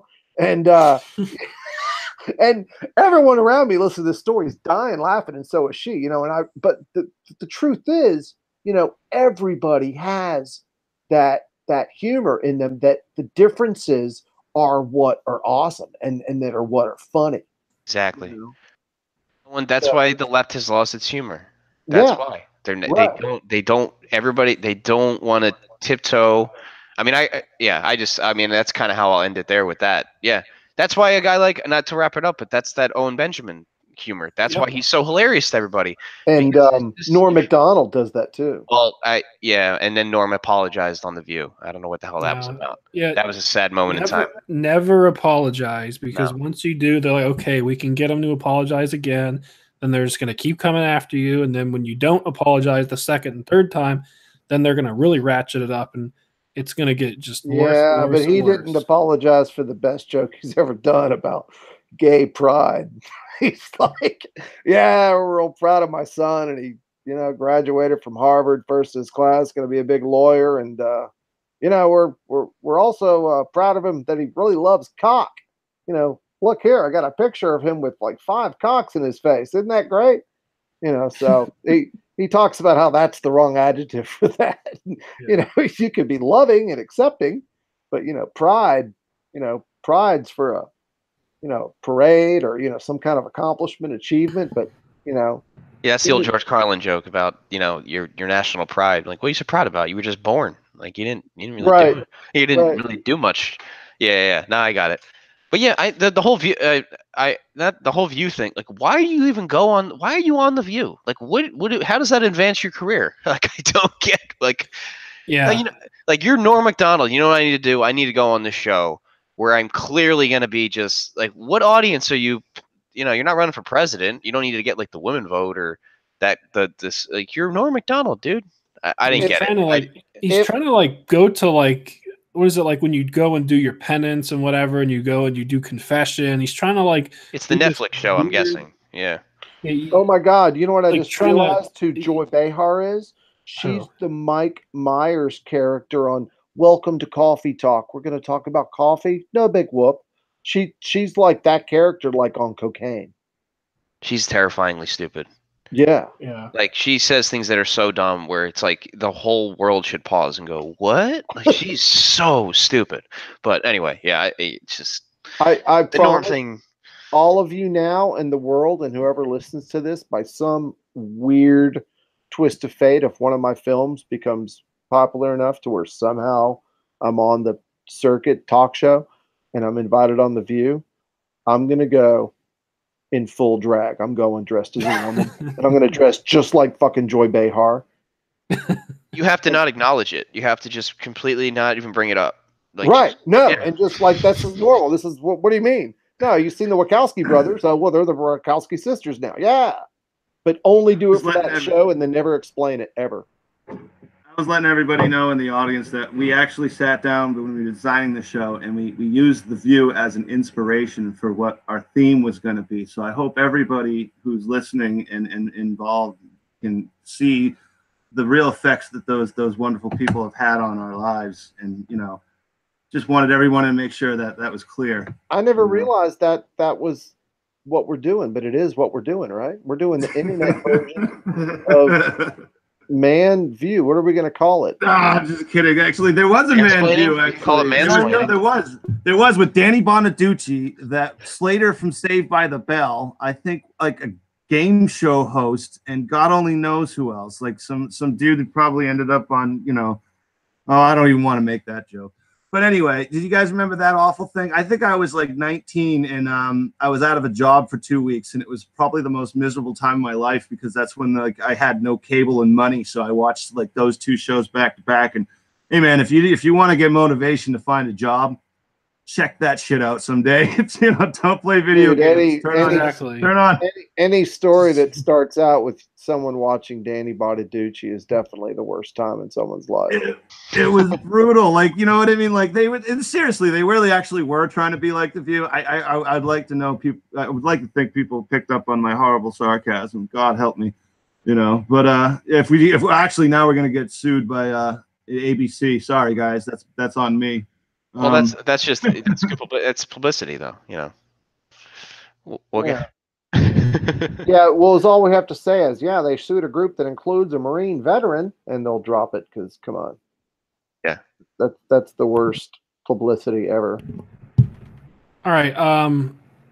Maybe we could do like another few more minutes. Was there anything else you guys wanted to bring up you thought was an important news story, and then we could just kind of sign off after we talk about something else for like a few minutes? Anything like that we missed, like a big thing today or anything you guys? No, not that I saw. I think by Thursday we'll have more of this. I mean, because there's no way they're going to get this to Friday clean, and if it's absolutely an impossibility. Something has to. Oh, we didn't even. Well, I guess we could save the 4chan thing until it really unfolds a little bit. Yeah, because I've kind of been reading the articles as we go along, and it's just I don't know what to believe, but like it's hilarious.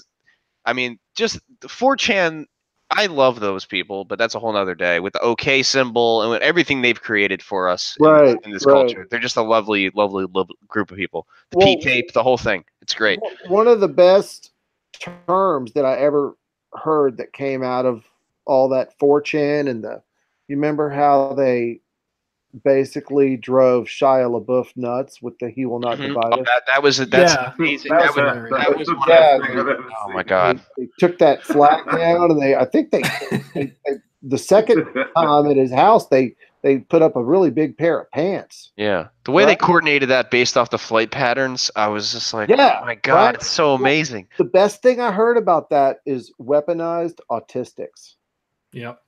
And I mean that's kind of what that is, right? Because those aren't like normal thought processed people, and it does, I think, really amplify the power of really what the internet is. And it's you think of a human body and you have a network of nerves and it communicates. You touch your hand on something hot, you pull it away. Well, the internet's kind of become that for humanity. It's a little sick right now. We have a virus called, big tech, democratic, social, nationalist, communist, whatever you want to call it, censorship, right? That whole thing. But the blockchain is, that's the big vitamin C pill getting ready to sweep it clean. And really, we talk about these weaponized autistic guys. I don't really think we've seen anything yet. They've been really quiet for a while, other than this, the whole, Kavanaugh thing and the OK sign. But, I'm really waiting to see what's next for this group. It's going to be good. Well, I mean, won't get into it as we want to wrap up. But if you feel like looking it up, there's a I don't know if it's still on Netflix, but it was a documentary about Anonymous, the creation of Anonymous. And the beginning, it's about 4chan. It's about how they did the Scientology thing. I don't know if anybody saw that, where they tried to bring down Scientology, like the whole thing, like by destroying. They got sued and people went to jail. That was interesting. And then the P-tape. I mean, let's not forget that whole thing. The whole idea that the whole Trump peeing on the hooker thing, that whole thing, that was a 4chan guy wrote that story and sent it to the CIA, and they included it in their dossier. Wow. Yeah, that's like, come on, guys. Like, that's amazing to me that they could pull it. Like, the funny thing about a hooker, all right. First of all, Trump has always dated and married really awesome alpha type women, right? I mean, look at Melania. I mean, that's a really good looking woman. And you look at his daughter, but what was the wife that bore that daughter? I'm not even. Yeah. Anyway, it came up once. There was a few Marla Maples or something. There was a few that were not prostitutes. Marla Maples. But when you look at that, that just doesn't make sense to anybody that knows that kind of man, right? The guy that gets, who's always with the most beautiful woman in the room. That was Donald Trump. When he surrounded himself with beautiful women with the, the pageants and all that crap. But so he's that kind of guy. And to think, as smart as he is, to be dumb enough to go into a hotel room with Russian hookers, which, let's face it, if you're a big businessman going to Russia, what's the last place in the world you'd ever want to be with hookers for fear of, some kind of bribe? Yeah, but if you're some lefty who hates Trump, it sounds like a movie, so it must be real. They got him on tape like in the movies, and it's like, and then, but if you're a rational person, like you said, it's like that sounds like that story is made up by some guy on the internet, and then when you find out the story was made up by a guy on the internet, and you just laugh, and then the CIA is like, that must be credible. Let's put it in the dossier. You're like, Jesus. But like Greg said, it all comes back to hookers. That's a great point to end on. It all comes back to hookers. That's literally our lockout. And really, internet, aren't we all hookers? Yes, you're all a bunch of dirty, trying, filthy no one's whores. buying. Yeah, I've been standing on this corner for weeks now, man, but it's getting cold out here. we're not Russians. Real quick before we go, though, I'm not used to Go ahead, Russian. Greg. Yeah. Yeah, we speaking of that end of the world, though, so on Saturday show we have the villain. He's pretty big on Steemit. We should have probably covered the fact that Steemit is completely inside out and backwards. But yeah, if you should check him out and look out for. He's going to be writing up posts and letting people know he's coming on. And so if you give him a shout out, he's joined up with our Discord, so it's pretty cool. Explain that comment completely inside out and backwards. Yo, if you haven't seen Steemit, yeah, man, it is a wreck, dude. They've changed real so quick. much. We would be here for definitely. I could give you guys like the 1 minute version of it. Give me the 1 minute version. I'll give you the 1 We minute. have to deal with mana now. I know for my part, I've kind of stopped posting regularly. I was hardcore every day for 6 months straight, and I kind of got sick of it because I kind of thought the whales were such SJW tards that it didn't matter how much I did, that if I ever said something they didn't like, they would vote me down. Is that right? Not all of them, man. Oh, okay. This is more of a tech problem. I was surprised. Oh, it's a tech. I was surprised. This is a tech problem. I won't call anybody out after that, but we have witnesses like that are just hanging out with us every time, man. Like they're in the chats, they're doing the thing. You wouldn't even know. Yeah, they're all over information war. Don't worry about ever getting censored by any whales. There's more than enough of us. We have the steam power ourselves, plus other people jump in from time to time, and they've uncensored stuff that whales have downvoted. You don't have to worry about that. We've got that mostly taken care of. We can directly counter anybody who is. I mean, we have essentially at the moment like almost 40,000 steam power total on the curation trail, plus what we have on our delegations. So we can directly counter like 40,000 steam power of a downvote. So you really don't have much to worry about unless it's someone who's more than 40,000, which most people that there's only like a few hundred people who have more than that. So there's nothing to worry about. But the real quick condensed version of what's going on with Steem right now, the Steem blockchain had a hard fork 20 happen today, and they implemented a new system resource that's called resource credits that recharge at 20% every day, similar to how voting power works. And it's going to be something that kind of limits spammers. So once their resource credits go down, they're not going to be able to post anymore. It's going to be something that is more accurately gauges how much the cost of posting, upvoting, and commenting actually should be. So it's going to more closely align to like an actual cost that the witnesses have to pay for running their servers. So right now, stuff is messed up because anybody who had a lot of comments and who did a lot of blog posts and upvotes, which is probably all of us because we're on the curation trail, so we would always upvote tons of people. Right. Right now, most of us probably can't make a post because of that. There's this thing called a resource debt, and right now we're technically in this debt, so we're like negative on our resource credits for a lot of people. So that was a bug that they didn't mean to do. And they're going to reset everybody to 0 within the next 12 hours so that you're back to 0 for your resource credits instead of negative. Because right now, there's people that would take months to get back to 0% and then start gaining some. So yeah, don't worry about it for now. They said they're going to fix it. Should be working sometime within the next 12 hours. Okay. You won't be able to upvote, comment, or blog post. I was looking through the information war tag, and there haven't been any new posts in our tag for the last 11 hours. So I think this affects pretty much everybody. So it's safe to assume that we're all kind of screwed at this point. So yeah, don't give it too much thought. It might take a day or two, but it sounds like they have it figured out. There's a lot of communication you can check out. I think it's called Steemit Blog is the username, and that's where they post all that stuff. So you can go check out Steemit at Steemit Blog. They should Okay. have all that information. All right. But yeah, it's a good way to lock it out. Everybody's a hooker, Right. as we were saying. It's a good lockout there. So I was And- being paranoid and should just, yeah. The only discrepancy I noted that happened with Steeman was it kind of like the wallet died on me, and it kind of got to where it said something like, our server's down or something like that. So that Yep. must have been while Yep, they were it's all doing all down. they were doing Yeah, all it's that all stuff. it's all just, It's all I broken. would just go outside for a day or two. And Yeah, just do something else. Yeah. Yeah. All right. All right. Well, so thanks for curing me of that paranoia, because I still That's what had we that do in the here. back of my mind. Yeah. All right. So we'll end it there. It's about 2.5 hours. So it's good. I think 2.5 hours, maybe 2 hours, 10 minutes, whatever. Good stuff, guys. Close, yeah. As always, thanks for coming on. Today we were talking with Mark, Wake Up ND, Tony, and Greg.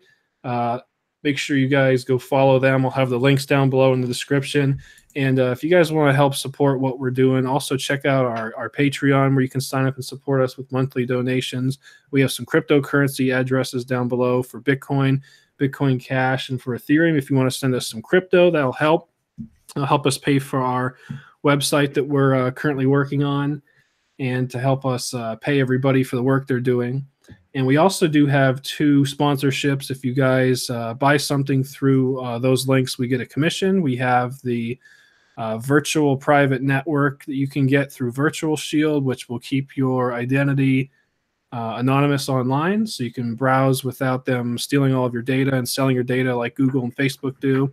And then we also have My Patriot Supply, which is good for stocking up on all of the basics that you would need in an emergency situation, like food, long-term water storage, water filters, all that type of good stuff. So yeah, make sure you guys go check that out. And if you buy something through that, will help support us. We greatly appreciate it. And we only recommend products that we think will actually be useful for you. So make sure you help us out. Make sure you smash that like button, as everybody says. You have to ring the bell notification. There's like a little bell notification. You have to ring the bell on YouTube now. It's a really gay way of saying it, but that's actually what it's called, is ringing the bell. So you got to ring that bell, or else you won't get notified for everything we do. So go ahead and do that on YouTube and subscribe. Also check out our Reddit, and then we will have content going up to our website here within the next week. So our website will start going live for a lot of stuff, and we should start growing a lot more as we branch out. So make sure you guys subscribe to the website as well, so you can get notifications. It's decentralizedtruth.com, decentralizedtruth.com. We'll have a link for that in the description as well. And as always, guys, thanks for coming on. Thanks for everybody who joined the chat and chatted with us throughout this, and we'll see you later. Thanks, everybody. all right, guys.